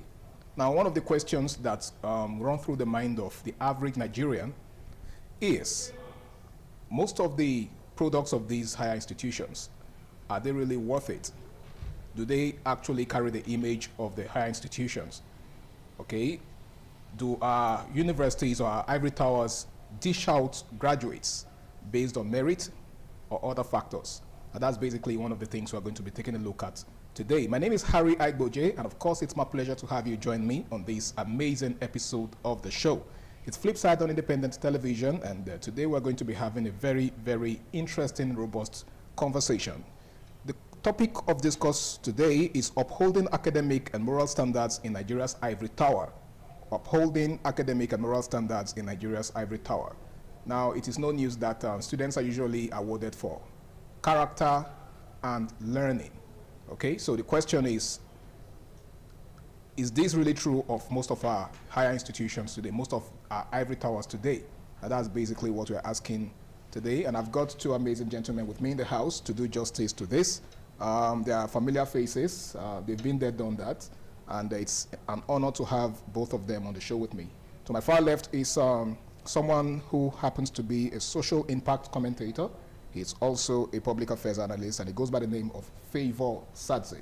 Welcome on board, bro. Good morning, or rather afternoon. Welcome on board. Thank you so much. All right, and seated next to Favor is someone else who is also a social impact commentator. He's a public affairs analyst, and he happens to be in the academics. He goes by the name of Eberechukwu Odunze. Good afternoon. Yes. It's good to have you on the show. Thank you very much. All right, so let's begin by examining some of the ills, you know, that bedevil the ivory tower. Just like I said in opening, the ivory tower is one that is judged by both character and learning. Okay, so what are some of those ills, some of those, should I say, elements that are constituting a clog to the wheels of the progress of the ivory tower as far as, you know, character and learning are concerned? Let me begin with you, Favor. Okay, not so much, because I would say they stem around some certain concepts. And first will be the concept of sorting. Sorting? Yes, sorting. You know, I think I've heard that before, but I'm not too sure what it means. Something has to go for something. Okay, nothing goes for nothing. Yes, nothing goes for nothing. You know, when excellence is not awarded by merit, you know, people buy their way through things and through the system. That's sorting. Okay. You know, when you're doing the work and I'm playing off, and when it's time for us to have rewards, I get more reward even when I've done nothing. More of the work. Okay, when you've done nothing. Nothing, yes. Okay. As that system requires, you get, because still sorting is still doing something actually, but that's not the basic requirement or the legal requirement for excellence to be awarded. So in other words, sorting is illegal. Very illegal. Very illegal. You can. The system is not supposed to reward sorters. It's supposed to reward learners, right? It's an institution of learning, not an institution of sorting. So why do we have to now sort to get excellence? So in the layman's language, it wouldn't be wrong to say sorting is buying grades, so to speak. Or blocking. Or blocking. The common word, blocking. Okay, yeah, I see you laughing, Eberechukwu. What's your take on this? Well, the fact still remains that we are trying to get it right, but we've not actually gotten it right. Okay. And in recent times, I think I'm also aware that universities are trying to bring out policies that will discourage sorting or blocking. But this also is not just about the university, but the government has a role to play. Because if I'm comfortable, if I'm well-to-do, I'm not sure there's any amount of money you want to give me to make me, do the things that are not proper. Okay. So, but however, if for instance you are working in a place and your take home is convenient and comfortable enough to take care of your bills, you have savings and run your family without stress, I'm not sure somebody can just easily walk up to you and say, please, I need you to do me a favor, take this. Because the person, first of all, rates you to know, will this guy really need this? So when the system is not making that happen, you now see that you now start seeing people compromising. Because it's not about, if A is not willing to compromise, I'm not sure B want to sort. Okay, so you're attributing it to economic factors? Yeah, there are a lot of factors that we need to also be sincere. There are a lot of factors that must have actually led to that. But we are not saying it is justifiable. Okay. But however, what we are saying is that it is not, when it comes to a citadel of learning and the ivory tower of our institution, when it comes to ivory tower, those kind of characters are not supposed to be encouraged, because you are awarded your certificate for character and learning. Okay. So, and sorting should not be part of the character of any student in a higher institution. Okay. Thank you. I think that's a good way to kickstart. But this actually is a question on my mind right now, okay? Character and learning, moral and academic standards, are they intertwined? Or is it possible for them to stand alone? Can we take a look at one without, taking a look at the other? Favor. I don't think so, because just like as it is said, in character and in learning, someone can be so learned, so much learned that when it comes to the relationship here, he has garnered with people, you want to rate it 0. So what becomes of the learning? Because, for example, the popular school that is around us here has their motto as knowledge for service. So in the spirit of servitude, what becomes of knowledge? But there are people who are academically sound, right? As far as academics are concerned, they are top-notch. But, same can't be said of their character. So do you think that's a problem? It is. It is a problem, because like even though the ivory tower is primarily for academic purpose. It is. And learning. Okay. And when we now bring in the learning factor, like I asked, what becomes of your learning when it's time to serve? Because your learning is not for personal consumption only. It is for you to make value of yourself and the society at large. So you're supposed to serve the society. So in your daily activities, where you meet with people, where you meet with other members of the society, how do you foster a relationship? Is the relationship healthy? I've met people who are very, very good, straight A's, and when it came to times when they had to interact with people, it was a chaos. You see all forms of toxicity, all forms of violence, and you'll be like, I thought you were supposed to be educated. Yeah, have behavioral defects. Yes. Okay. So it's a factor. You cannot remove. I don't think we should at any point separate any of those. Okay. Now, what steps do you think can be taken to address, the declining quality of teaching in our public institutions? Well, thank you very much. I think there are a lot of steps that actually need to be taken to address the declining. You said the declining what? The declining quality of teaching in public universities.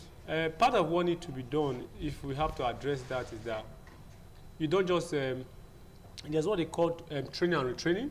I'm not sure we have much when it comes to that in our institution. Okay. They just believe that you are there. You are supposed to go and train yourself. You're supposed to develop yourself by yourself. Learn on the job. Learn on the job. Okay. There's supposed to be training and retraining. There's also supposed to be opportunity for you to have exchange programs, with other when you say training and retraining, do you mean a system where lecturers, for example, have to be assessed? Yes, of course. Because you're a lecturer does not mean that you can also undergo training on your own. Okay. As a lecturer, you're supposed to, with time, you're supposed to be trained on the evolvement. Let me use that word, because everything is evolving. Okay. The education system also evolving. The way education is today was not that it was 20 years ago.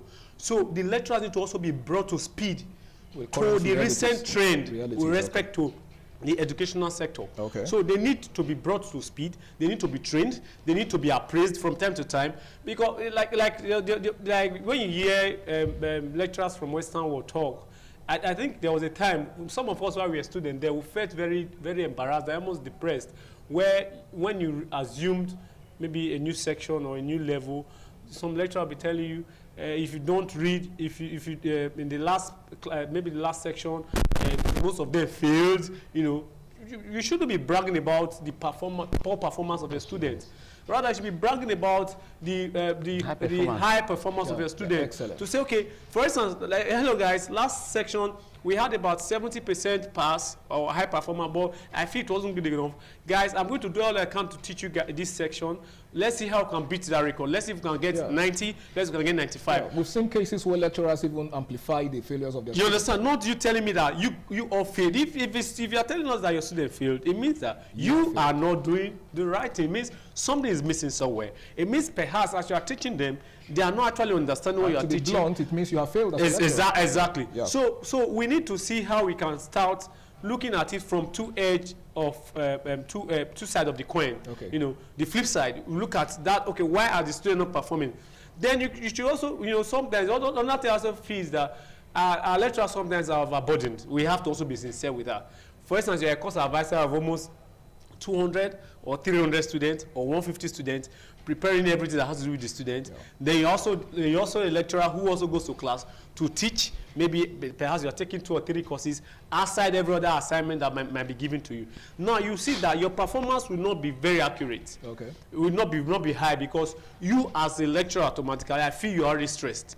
So we need to see how we can reduce this burden. Okay. If somebody is a course advisor, perhaps let's just say you're a course advisor for this section or for this particular category, everything that we want to make him not to be able to perform adequately in his job at that point in time should be taken away from him. Because as course advisor oversee, the lecturer or the course advisor gets to know the student one-on-one, know whatever they are passing through, know how they can also call for either psychosocial support or whatever support, counseling for this student, and get to know them and get to help them improve academically. Okay, but so now you're saying in a nutshell that the workload could be a good. Of course. You're also aware that our universities are understaffed. Understaffed, yeah. So these are some of the factors that need to also be considered if we must get it right. Take a look at some of the private universities. You hear that perhaps they have, let's just say, one lecturer taking a certain amount of courses, and perhaps instead of the lecturer to be doing the job of a course advisor, they employ somebody else who is an advisor. But in our own here, you will do the lecturing, you do the advisor, you do everything. Project supervisor, there's seminar supervisor, IT supervisor. The work becomes a jack of all trades. You get so it's you wouldn't expect them to be at their very best because they are already overdrained, they are already stressed. And I don't know if they even have time to go for leave because they're understaffed. So these are some of the things. The educational sector, we must get it right. Everybody has a role to play, but there must be an enabling environment for these lecturers to perform. All right. Without that, I'm sure that a lot of things. All right, if you're just joining us, it is Flip Side on Independent Television, and we're taking a look at upholding academic and moral standards in Nigeria's ivory tower. We shall be going on this break. The program continues afterwards. Please stay tuned.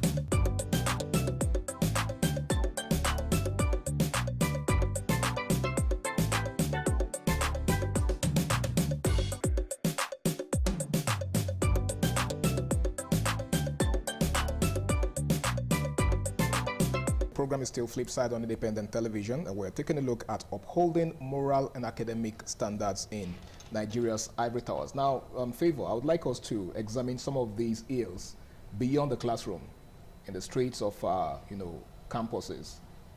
And I'm sure you already know what some of these ills are. Cultism, drug abuse, prostitution, and all whatnot. Despite the fact that these things happen outside the walls of the classroom, they invariably have an impact on the performance of the average student in the classroom. How so? Yes, when you consider all of these, let's take a closer look to drug abuse.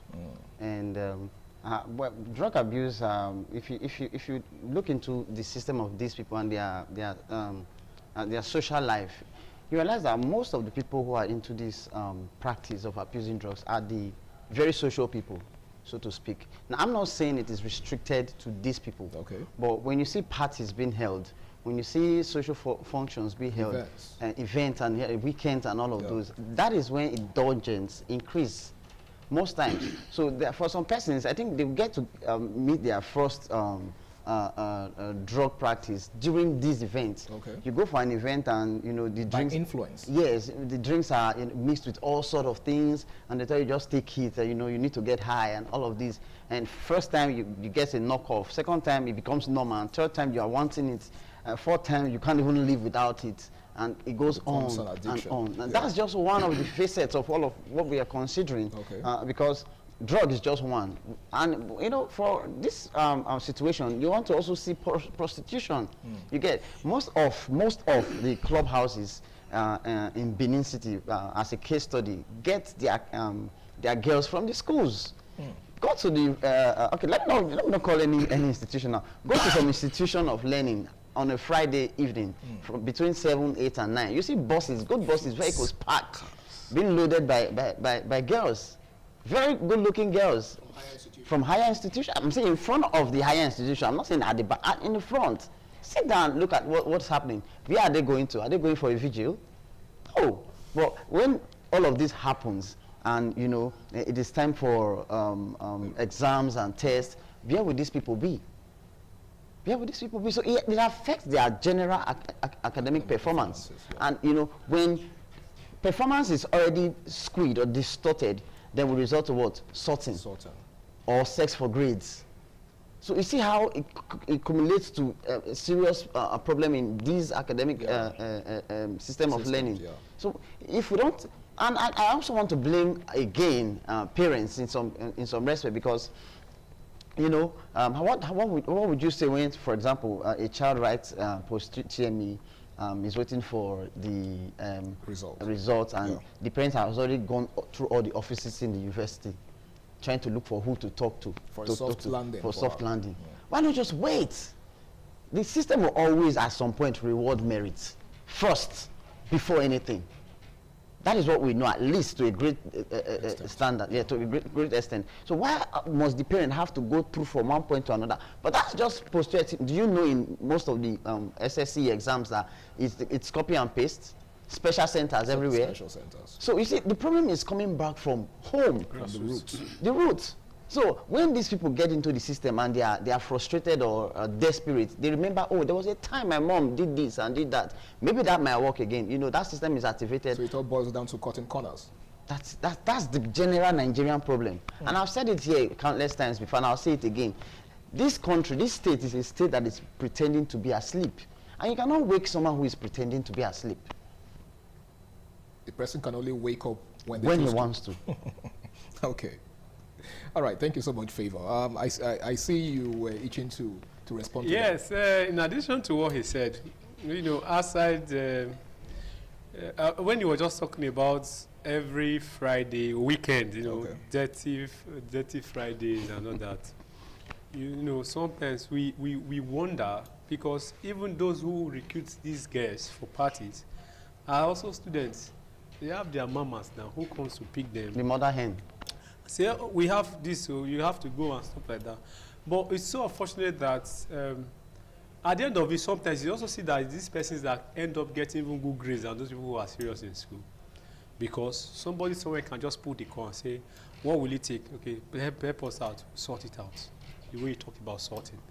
But however, if I am comfortable and you know I am principled, you cannot call me, because if you do, I will not tell you, sorry, it's not within my power, I cannot do it. And I think I also like the way some institutions are also going now, because I feel what some institutions are doing now is that one person does not take some courses anymore.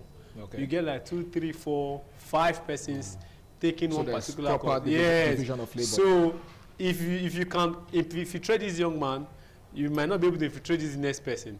You might not be able to infiltrate this next person. Might. So, I know why I use the word might, because you can only speak I guess for... people are insinuating that it's still possible. Very possible. No, but I don't know. But however, as at that point in time, and when you now know the cost of passing through 5 words for one course, that will probably discourage you. That will probably not discourage you. If you are passing through 5 words, this one say, okay, I have mine is 10%, but because even if 10%, you have to give me XYZ.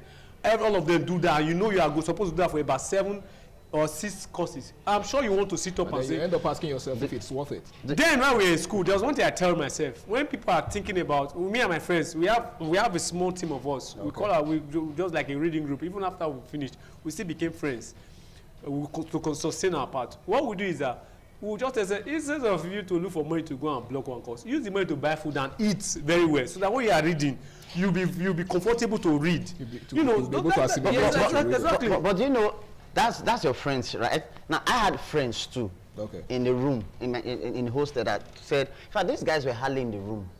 They were never in the room. but they had a bed space in the room. They also have spaces outside school, off campus. Do you know what he would always tell me? He say, you see that particular course, I'm not the bother myself. I'll go face work. Let me just be working. I'll go to work. I'll gather the money. When time reach, I pay, I pass. But you see this or that too, I know this lecture, I know the collect too. I'll try read this one. If I get D or C, I'm okay.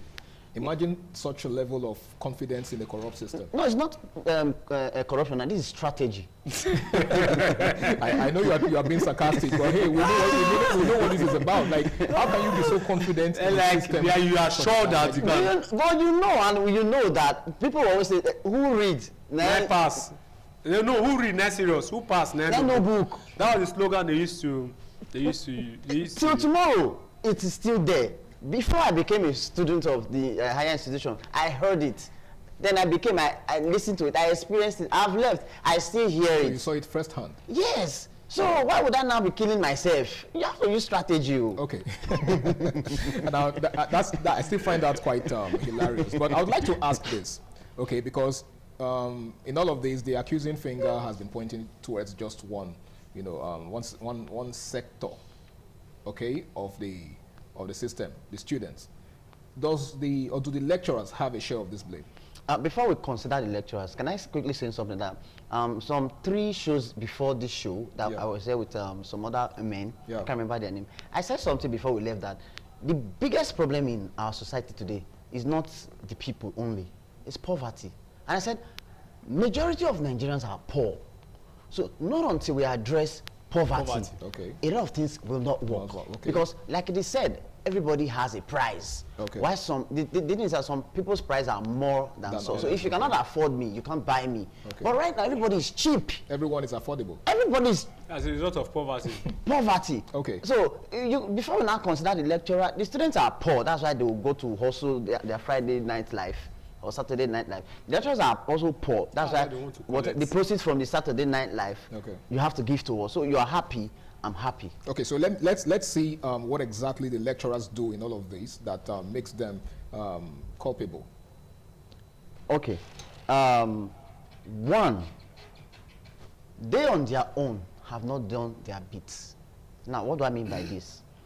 How do you explain a situation where a lecturer that is supposed to take a block of a course, he knows that he has not sufficiently taught enough. He knows. Then when it's time and for... some even, say that some of these lecturers do it on purpose. That they deliberately leave out certain, should I say, teachings, concepts and part of the curriculum just to starve the students. So that when it's time for examinations, these students come back to... I think that is relative. It may be relative. The reason why I say it's relative is that what's supposed to be the normal standard of the academic calendar. If, for instance, you are taking a course and the academic calendar says within 3 months and 2 weeks or 4 months, and the schedule for those courses will not be able to cover that academic calendar. That academic calendar is too short for that courses.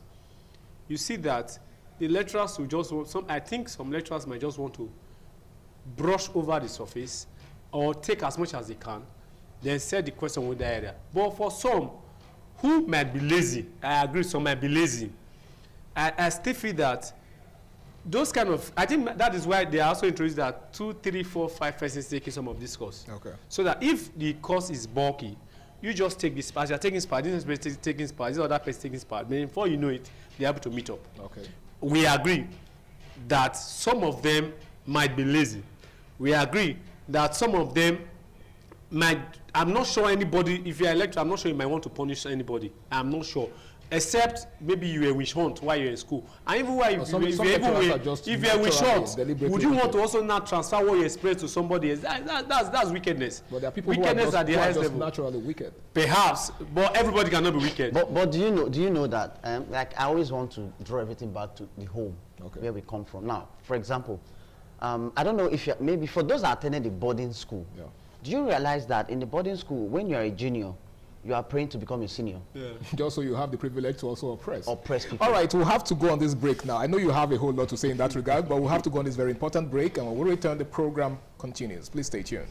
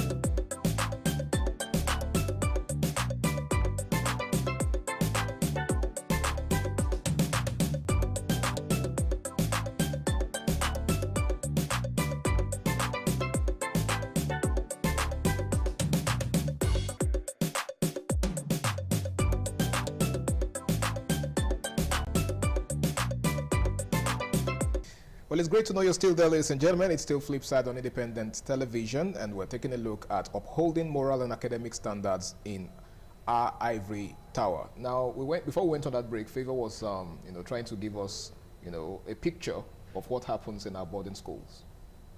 Yeah. Yes, just like I was saying, you realize that as a junior, you're doing everything possible. You cannot even wait to become a senior.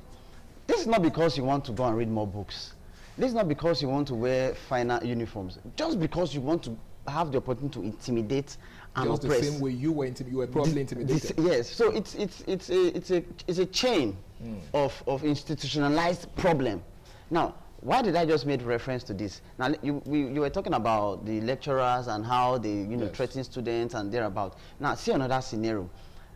In Nigeria sports, so to speak, a coach is mobilized to take the team for Nations Cup, World Cup, and everything. Coach does not perform. What do we get to see most times? He's fired or he resigns, right? And everybody's happy. Oh, thank you for coming. God bless you. Go. We want someone else. Yeah. And that's how you see in previous times coaches have been changed now here and then, right? Now, what becomes the situation in these institutions of learning where we know a lecturer has not performed? Okay, we judge the performance of the coach by the performance of the players, right? Players, yeah. And the results and how they win and how they lose. But why is it different when it comes to the institutions of learning? Students are supposed to be, lecturers are supposed to be rated based on the performances of the students, right? But when we see that there's mass failure, as they call it, in a particular course that is supposed to be handled by a particular lecturer, does the school do anything about it? No. Is anybody sanctioned for this? No. Does anybody answer to anybody? No. In fact, it is even celebrated by other lecturers, and other lecturers may even be making reference to say, you see that course, if you are not careful, you will fail like those students. And everybody's, scared, and everybody's afraid. Are there any particular measures you think the school can take? I think part of what they need to do is that they need to have an effective feedback mechanism. I know they will say they have Servicon. It's not about Servicon. Part of what I feel they need to inculcate now or introduce now to schools is that they will have, at the end of perhaps every semester, they should have a way where students give feedback about the performance of their lecture. They're not bother students. No, hold on. What I mean, it could be they could just ask, what I mean, that could also be as a way of also, is it realistic? No. It is. There's only a feedback. It is. I wrote exam and I did what I mean. Like we generally know. No, what I mean is this. Yeah. At the end of the semester, let's assume now you are my HOD, you are my lecturer, I'm the student. You've taught me, I've been taught for this semester, and the semester is winding up, or it has winded up. They've rounded up the semester. The university sent me a feedback evaluation form to ascertain the feedback of what that semester looks like academically. Okay, what were the courses you took? How will you rate these courses? On a scale of 1 to 10, then you get the average. Was the lecturer... You also get to rate the lecturers. Yes, now, was the lecturer effective? Yes, or what's that? Did you then from there you collate this feedback? I think what Favor is saying, sorry to interrupt, I think what Favor is saying in a nutshell, boils down to the question, do the lecturer, do the students have the guts, have the nerve to rate their lecturers, knowing very well that they are still at the mercies of those lecturers. There's a way we should stop always looking at the negative side. Hold on.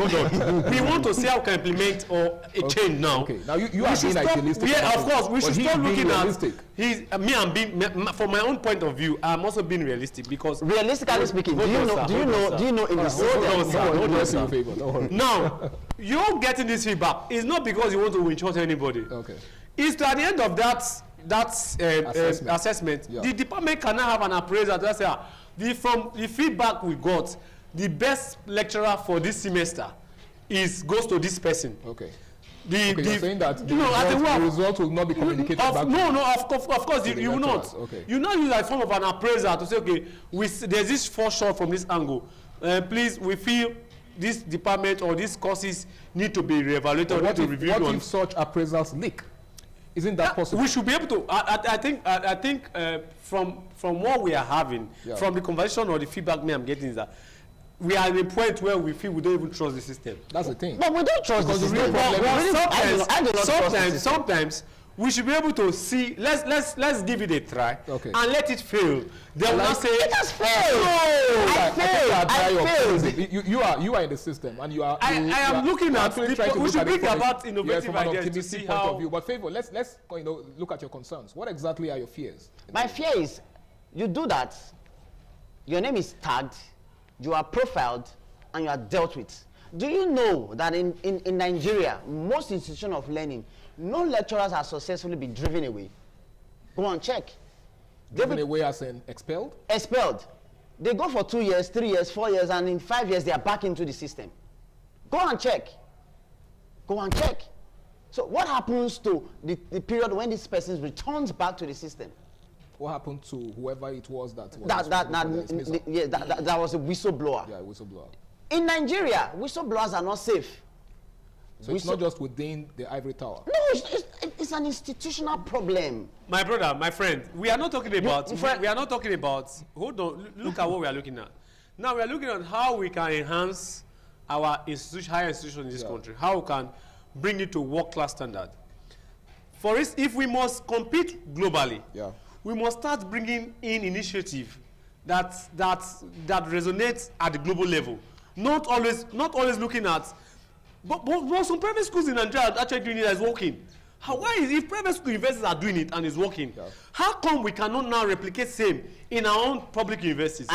In fact, I think he just let him respond to that. I think he just answered the question we've been answering now, which is I said initially that the problem is what? Poverty. Okay. Now, do you know what it takes for you to train your child in a private university? So and look at the statistics of the kind of people in private universities. Because it's common knowledge that private universities are more expensive than they are more expensive. So I cannot have paid that amount of money for my ward or my child, and you're telling me what you're telling me about my child. You can't even say it. It is the poor that gets to face all of these vices. But in all honesty, and the poor gets to use the poor. In all honesty, in private universities, because of some of the school fees they pay, you see management of those schools are very careful on how they handle these students, even when they are misbehaving, compared to public universities. Okay. Let's be realistic here. We are supposed to be all equal. Hold on, sir. Just like in the animal farm. Yes, of course. But some are more equal than that. So in that case, if you are not saying that because of poverty, we agree. Of course, there's nobody that is not poor. Everybody is poor. You can actually be wealthy and you can be mentally poor. Okay. There are different forms of poverty. So poverty is not just. It's not just you not be able to provide the basic amenities for yourself. Now, what am I trying to say is, we must start thinking aright to say, this thing is possible, even when we believe that there are some factors that limit it from happening. Let's first of all give it a try and see. You might not necessarily start with the entire public institution. We can pick any institutions in Nigeria and now say, okay, let's start with the department.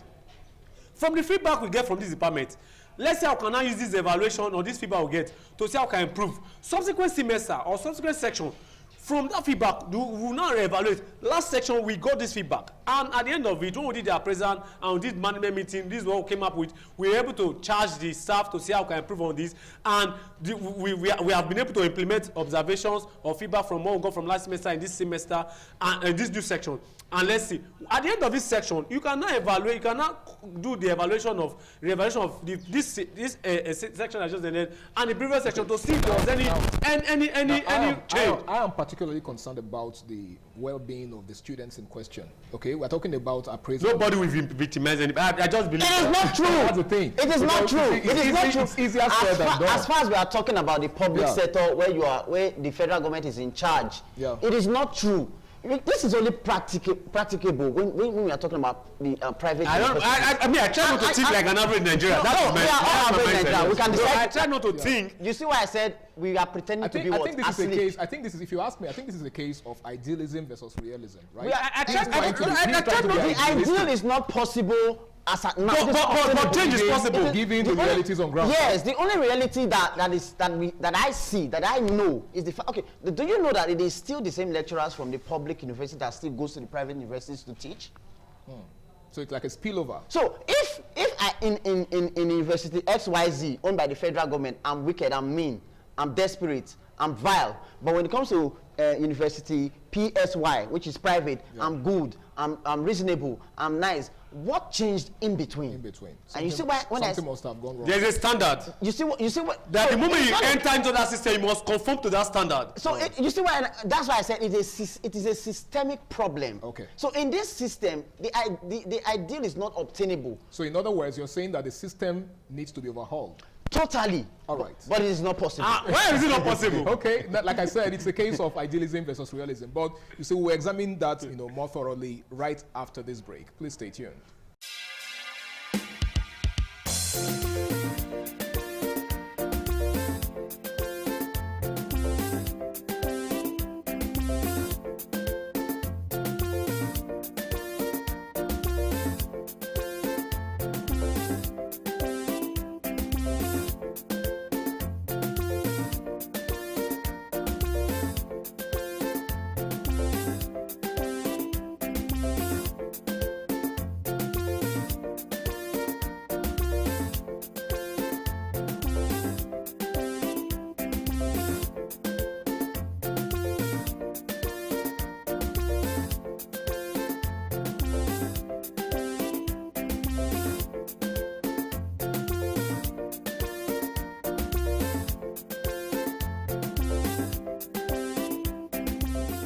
All right, welcome back. It's still Flipside on Independent Television, and this right here is the final lap of the show.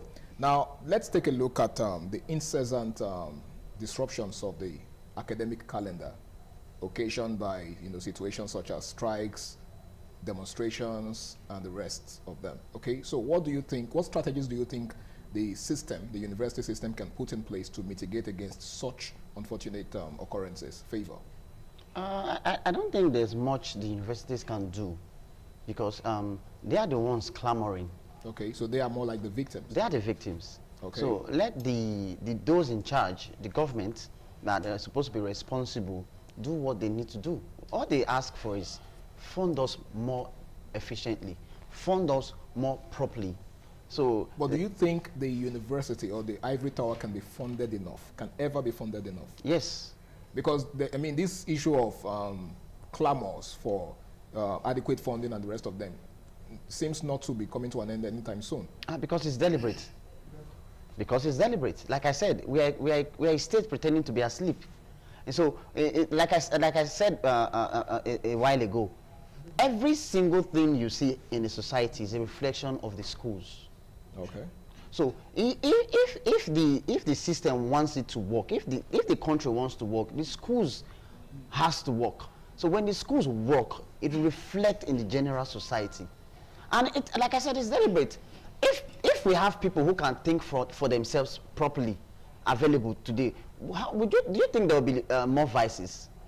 If we have people who can critically analyze the situation and make better decisions, do you think we'll have issues that we expand and magnify on every day? No. That's why you see, the system is made to not work, because when it's time for elections, there needs to be tools to be used. So when, as a farmer, when it's time to work and you don't have your tools available, what would you do? You'll not be happy. What happens to your farm? Now the tools here are the people, the so-called graduates who are actually not graduates. The personnel. From these schools. Okay. How do you explain a situation where a scientist, so to speak, has graduated, and that scientist doesn't even know what science actually even means? But let me expand it more for you. A mechanical engineer still takes his vehicle to a mechanic at the roadside, and he's still asking, "What is spoil for my motor?" So what happened to his own expertise? As 5 years, then additional 1 year for NYC and some other few practical years, and IT and the rest. Then there's a point where you have to do coring and all of those things, and you are still taking your vehicle. Just small troubleshooting.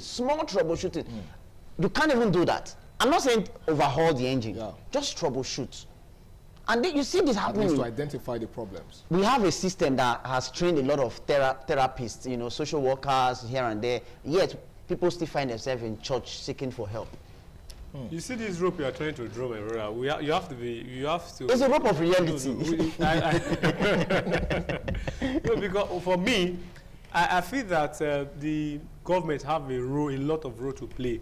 Our educational system actually, they are not properly funded. They're underfunded. Okay. So and when it comes to research, you guys are on the same page. When it comes to research, how much are they actually earmarking for research? There are some research grants when it comes to Western. When you see somebody, just an individual, getting over $1 million grant for research from an institution, you see people having hundreds of thousands of dollars grants. How much are we giving for grants? For research as grants in this. But what have they also done with the little that? Hold on, sir.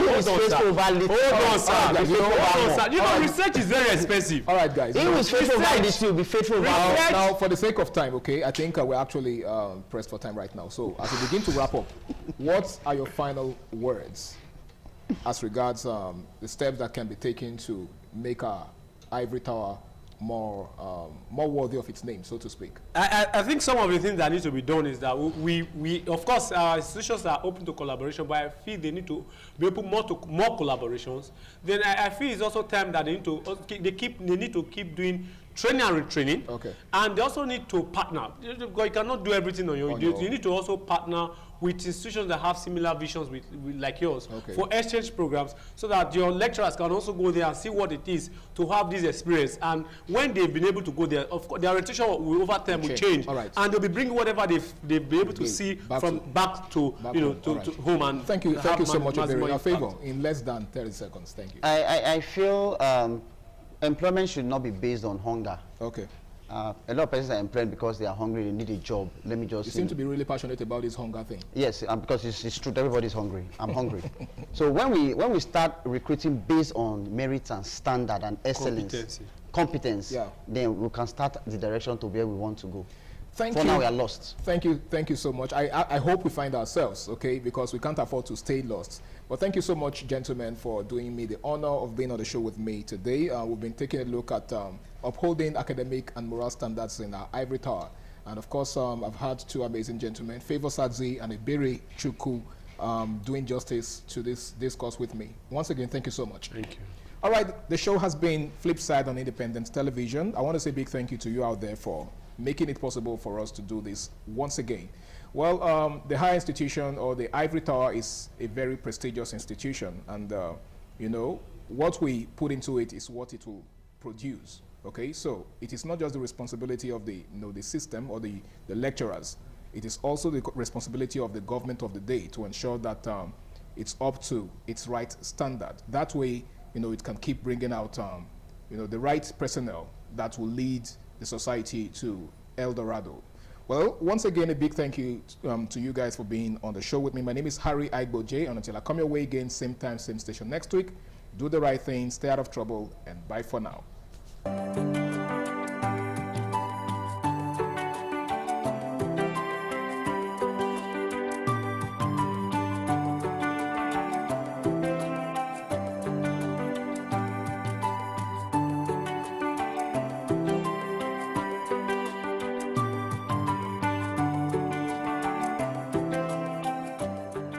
Certainly the best.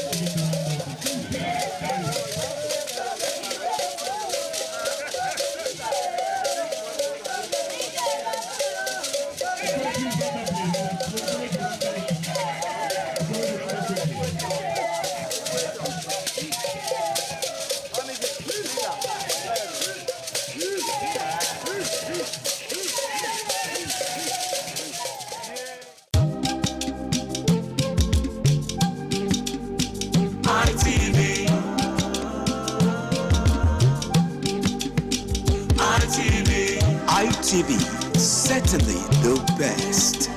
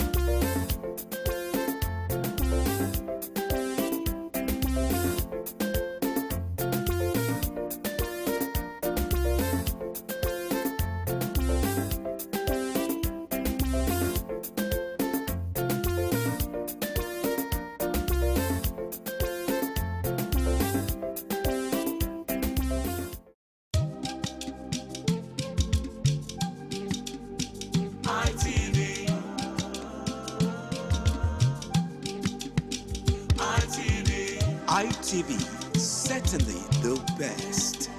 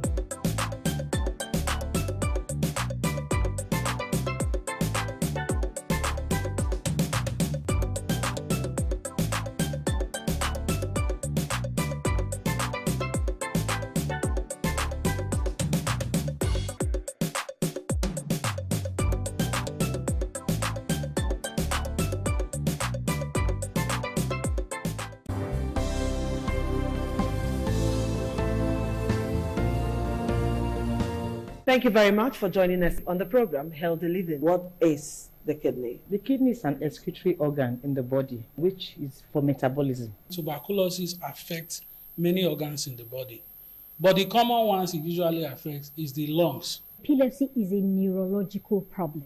Okay. It is an injury in the brain which causes someone to begin to convulse, to go into fits. It is curable, but the cure is a long-term thing. If you eat well and avoid those risk factors that will make your immunity to be down, then the risk of contracting tuberculosis will be reduced. If you're healthy, then you're wealthy.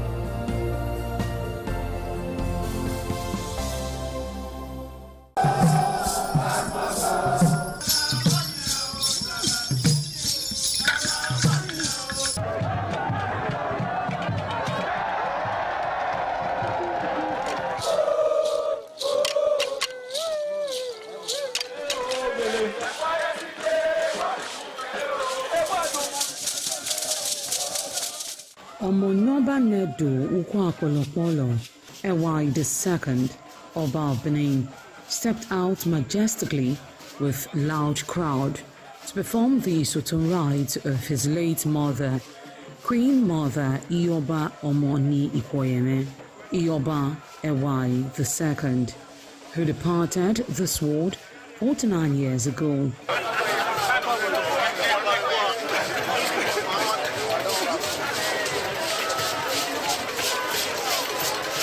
Isoton is a traditional rite of the procession in memory of the departed person's spirit in Benin Kingdom.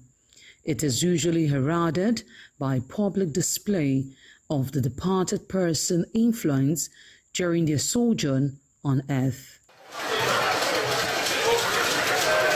The display of a human effigy symbolizing the departed royal matriarch was preceded by the Oba of Benin, who led the procession from his palace to the Emotan Shrine at King Square in Benin City, where he offered prayers for the repose of the soul of the Queen Mother, Ioba Ewai II.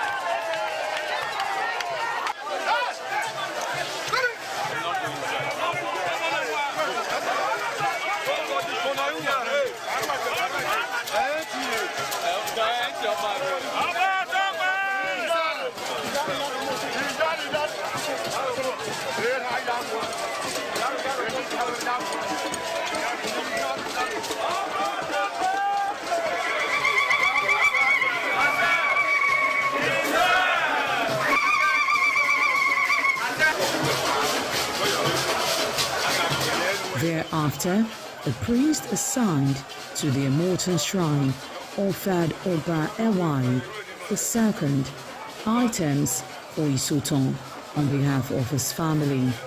However, Chok, known as Uri, represented a mixture from royal fans after ancestral spirits were invoked to bear witness and announce his arrival.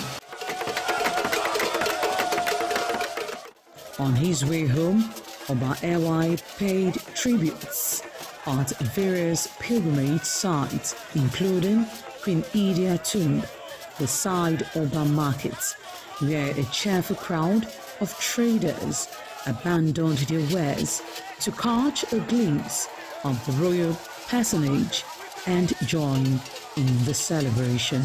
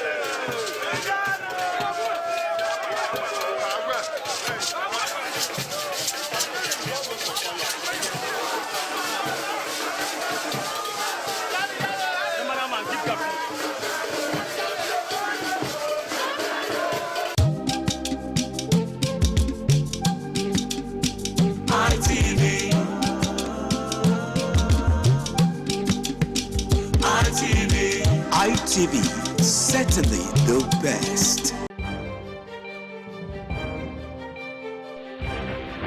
This is ITV. Certainly the best.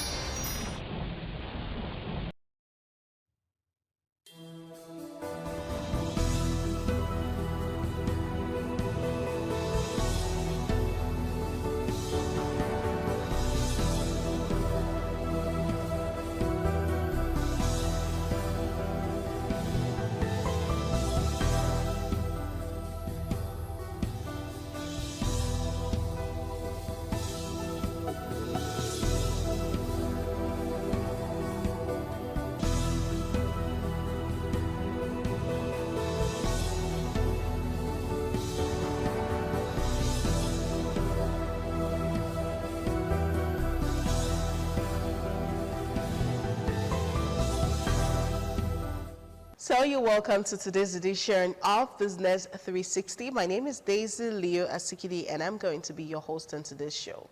Yes, we're not going around the globe, but we'll bring you an important information that is very crucial to everyone around the world, especially those who trade crypto.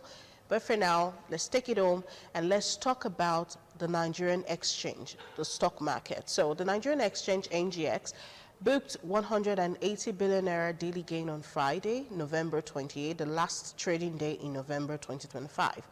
Now, the gains were largely driven by gains recorded in the consumer goods sector, which dominated with a 0.57% gain, supported by banking, 0.25%, and industrial goods. However, month-on-month basis, the market recorded its worst monthly decline as the value of traded equities fell to 6.55 trillion naira in market capitalization, which closed at 91.29 trillion naira as against 97.82 trillion naira at the beginning of the month. This indicates a very sharp decline of 6.7%, and that's the worst monthly losses we've recorded this year. The all-share index also fell by an equal percentage to close at 143,520.53 points, and that's down from 154,126.46 points that were recorded at the beginning of the month. But however, the market recorded impressive gains on Friday when we consider it on a daily basis. The 180 billion naira gain pushed market capitalization to 91.29 trillion naira, up from 91.11 trillion naira the previous day, while benchmark all-share index also advanced by 0.20% to 143,520.53 points, lifting year-to-date performance to plus 39.44%. There was an extraordinary spike in market activity following a huge institutional buying interest in Cornerstone Insurance. However, the heavy transaction on Cornerstone Insurance did not impact the sector, as insurance recorded the worst decline. Unconfirmed disclosure from stockbrokers indicated that some institutional investors poured 6.402 billion naira in Cornerstone Insurance in exchange for 1,267 units of the stock, making the stock the highest traded on Friday. Consequently, turnover volume jumped by 462.83% to 1.83 billion shares, valued at 20.03 billion naira in 12,640 deals. These were the key performance indices. Current all-share index ASI is up plus 0.20% to 143,520.53 points. Previous close ASI is 143,246.93 points. Market capitalization up plus 0.20% to 91.29 trillion naira. Year-to-date change is plus 39.44% year-to-date. Volume up plus 462.83% to 1.83 billion shares. Value up plus 53.49% to 20.03 billion naira. Deals up plus 12.64% to 20,645 deals. For the top gainers, Ikeja Hotel up plus 10% to 30 naira 25 kobo. NGX Group up plus 9.98% to 56 naira 20 kobo. Academy Press Academy up plus 9.7% to 7 naira 35 kobo. Omatech up plus 9.35% to 1 naira 17 kobo. Cadbury Nigeria Cadbury up plus 8.63% to 57 naira 90 kobo. The top losers are Abbey Building Society down minus 10% to 5 naira 85 kobo. Mayor down minus 9.97% to 13 naira 10 kobo. Sunu Assurances down minus 9.89% to 3 naira 92 kobo. Minus Sovereign Trust down minus 9.09% to 2 naira 70 kobo. Link Assurance down minus 8.02% to 1 naira 72 kobo. In outer sectoral performances, consumer goods went up plus 0.57%, banking went up plus 0.25%, industry goods went up plus 0.13%, commodity 0.00%, it remained unchanged. Oil and gas went down minus 0.19%, insurance went down minus 2.29%. A total of 33 stocks gained in share price, which is higher than 21 losers. Ikeja Hotel, NGX Group, Academy, Omatech, and Cadbury led the advances, whereas Abbey BDS, Mayor, Sunu Assure, Sovereign INS, and Link Assure posted notable declines. Sectoral performance was mixed. Consumer goods dominated with a 0.57% gain, supported by banking 0.25%, however, and industry goods. However, insurance minus 2.29% and oil and gas minus 0.19% declined, while commodity remained unchanged. Now that we're done talking about the NGX, let us open the playbook of Nigerian richest men. See, notable Nigerians have attained remarkable success, prosperity, and they've made substantial contributions to Nigeria's socio-economic development. According to Enli and Partners, Nigeria has 8,200 high net worth individuals, and they are worth at least $1 million, despite this naira devaluation. And this has placed Nigeria third in Africa, behind Egypt and South Africa, with the most billionaires and rich men. Okay. Now, Aliko Dangote, who is Africa's richest man, now has more money than ever before. $30 billion, and that's thanks to the completion of his long-awaited Nigerian oil refinery. Nigeria is home to a small number of billionaires whose wealth is closely linked to our nation's energy, digital, and industrial sectors. The top three richest men, Aliko Dangote, Mike Adenuga, and Abdul Samad Rabiu, are estimated by Forbes and Bloomberg to hold over $40 billion in wealth as of late 2025. Their success is a result of taking advantage of Nigeria's large market, more than 200 million people, natural resources and infrastructure deficiencies, but maintaining it in the face of economic volatility like currency devaluation and regulatory obstacles calls for a disciplined strategy. Nigeria's ultra-rich men like Femi Otedola, Tony Elumelu, Jim Ovia, and Atedo Peterside not only generate income for themselves, but also create jobs, demonstrating their systemic influence. Nigeria's wealthiest men usually accumulate their wealth through different industries that are essential to the country's economy, as well as the larger African economy: agriculture, logistics, commodities, communications, financial services, infrastructure, retail, manufacturing, and residential commercial real estate are industries that attract many HNWIs, according to a Henley and Partners report. These individuals often start by identifying gaps or monopolies in key industries before launching new businesses or investing in existing ones. Aliko Dangote. The Dangote Group, his conglomerate, is heavily exposed to the Nigerian stock market. He owns a significant stake in several publicly traded businesses. For example, he owns roughly 90% of Dangote Cement, the largest cement manufacturer in Africa. This enormous stake has a big impact on his standing in Nigeria's main market. He also owns sizable shares in Dangote Sugar, Nascon, Allied PLC, and Jazz Bank. According to recent reports, his holdings in Jazz Bank have significantly increased. Tony Elumelu is well known in the stock market due to his substantial holdings in United Bank, Transcorp Hotel, Transcorp Power, African Prudential, and United Capital. Abdul Samad Rabiu is the founder of Boa Group, which includes one of Nigeria's biggest cement producers, Boa Cement. He is one of the major investors on the NGX due to his stock in Boa Cement alone. What are their tactics? Diversification. They frequently diversify into several systemic industries to lower risk and increase influence. The wealthiest men in Nigeria own substantial shares in Nigerian Stock Exchange, which reflects their wealth as well as the market presence of their business.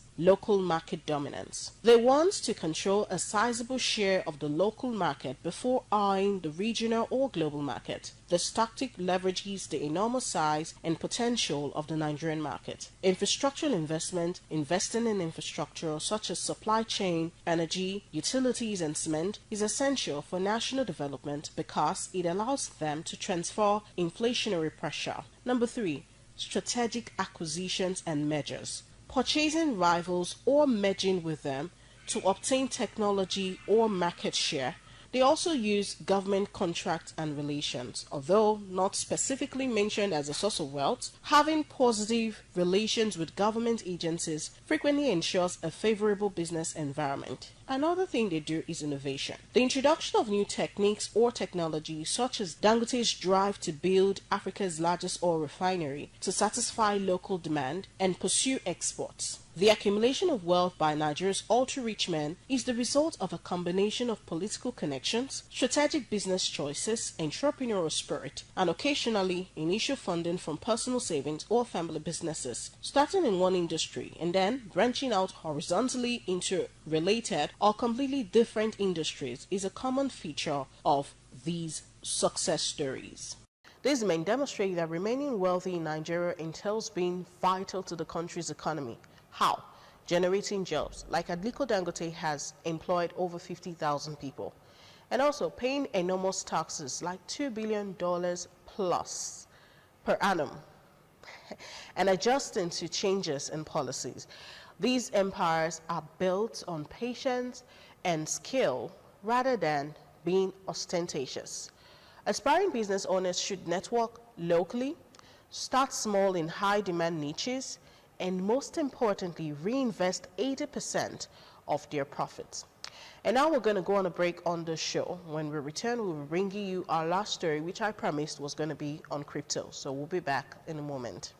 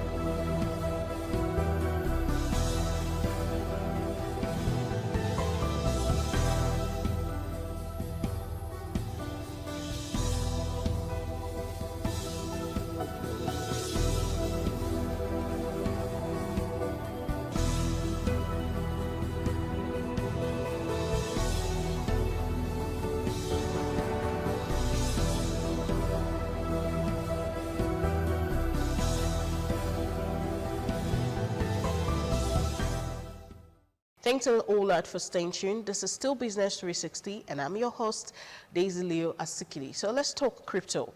Bitcoin fell as much as 6% on Monday to below $86,000.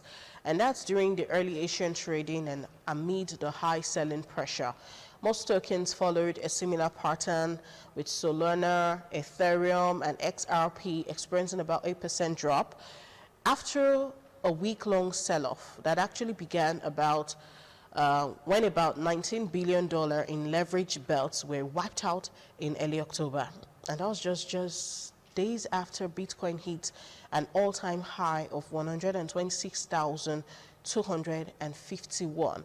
Well, the cryptocurrency market remains fragile. The pioneer crypto lost 16.7% of its value in November, but it recovered last week and surpassed $90,000 amid reduced selling pressure. 216,942 traders were liquidated in the past 24 hours. The total liquidations came in at $638.83 million. The main concerns are the lack of deep buyers and minimal inflows into Bitcoin exchange-traded funds. We expect the structural challenges to persist this month. The next key support level for Bitcoin is $80,000. Strategy CEO Fun Lee said on a podcast that Bitcoin could be sold if its MNAV, a ratio of enterprise value to Bitcoin holdings, became negative. Investors were digesting these remarks on Monday. The world's largest stablecoin, USDT, was downgraded to its lowest rating by S&P Global Ratings last week, warning that a decline in Bitcoin's value could leave the token under-collateralized until further notice. One of the main reasons Bitcoin's prices remain stagnant is the lack of new capital flowing into exchange-traded funds, ETFs. For the week ending November 28, Bitcoin's ETF only grew by $70 million in net assets. This is a small figure compared to the huge amounts received during the early stages of institutional adoption. Inflows into Bitcoin ETFs reached $220 million during Thanksgiving week and $312 million into Ether's ETFs. But this is just a minor uptick. Actions by corporate Bitcoin holders are more concerning. None of the major companies holding Bitcoin as treasury reserve has increased their purchases in the past 2 weeks. One of the largest commercial buyer, Strategy, boosted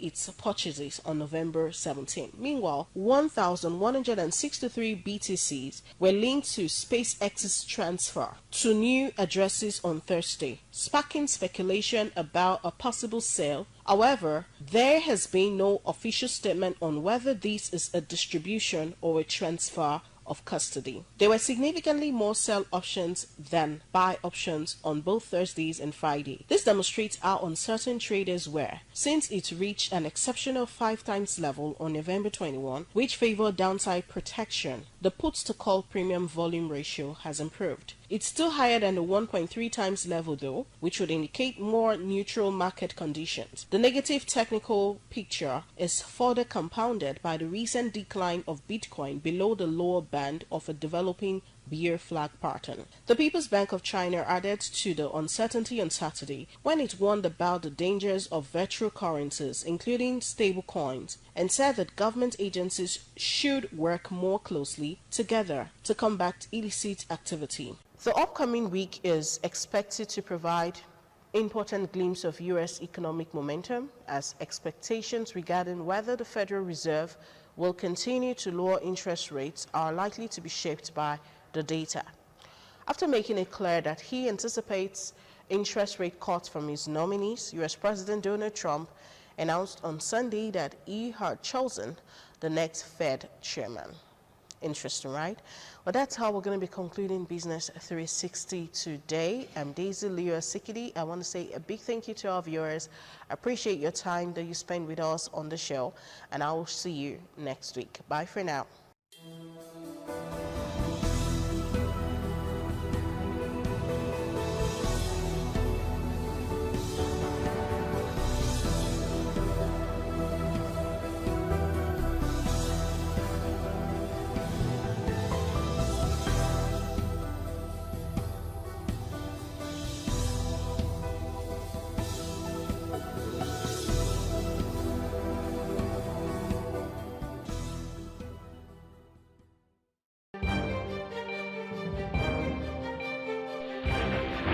This is ITV.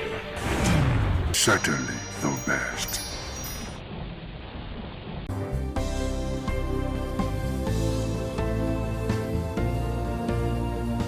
Thank you very much for joining us on the program, Healthy Living. What is the kidney? The kidney is an excretory organ in the body, which is for metabolism. Tuberculosis affects many organs in the body, but the common ones it usually affects is the lungs. Epilepsy is a neurological problem. Okay. It is an injury in the brain which causes someone to begin to convulse, to go into fits. It is curable, but the cure is a long-term thing. If you eat well and avoid those risk factors that will make your immunity to be down, then the risk of contracting tuberculosis will be reduced. If you're healthy, then you're wealthy.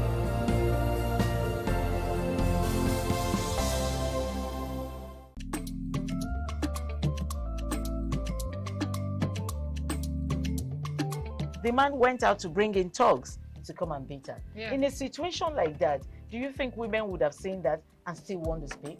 Really, we're talking That's about what I said. So So that's- when they bullied her, Yeah. if she's not bold enough, she will shut up. What is your advice for girls out there that are so desperate to be married? We women, we have to be really intentional about our parenting.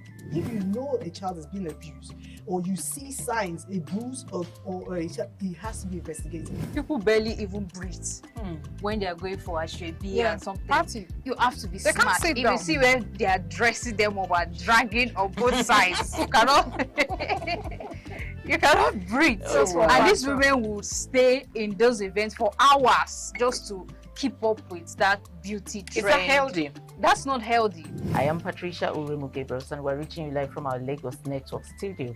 Of course, Women in Conversation is a program designed for women to discuss about themselves.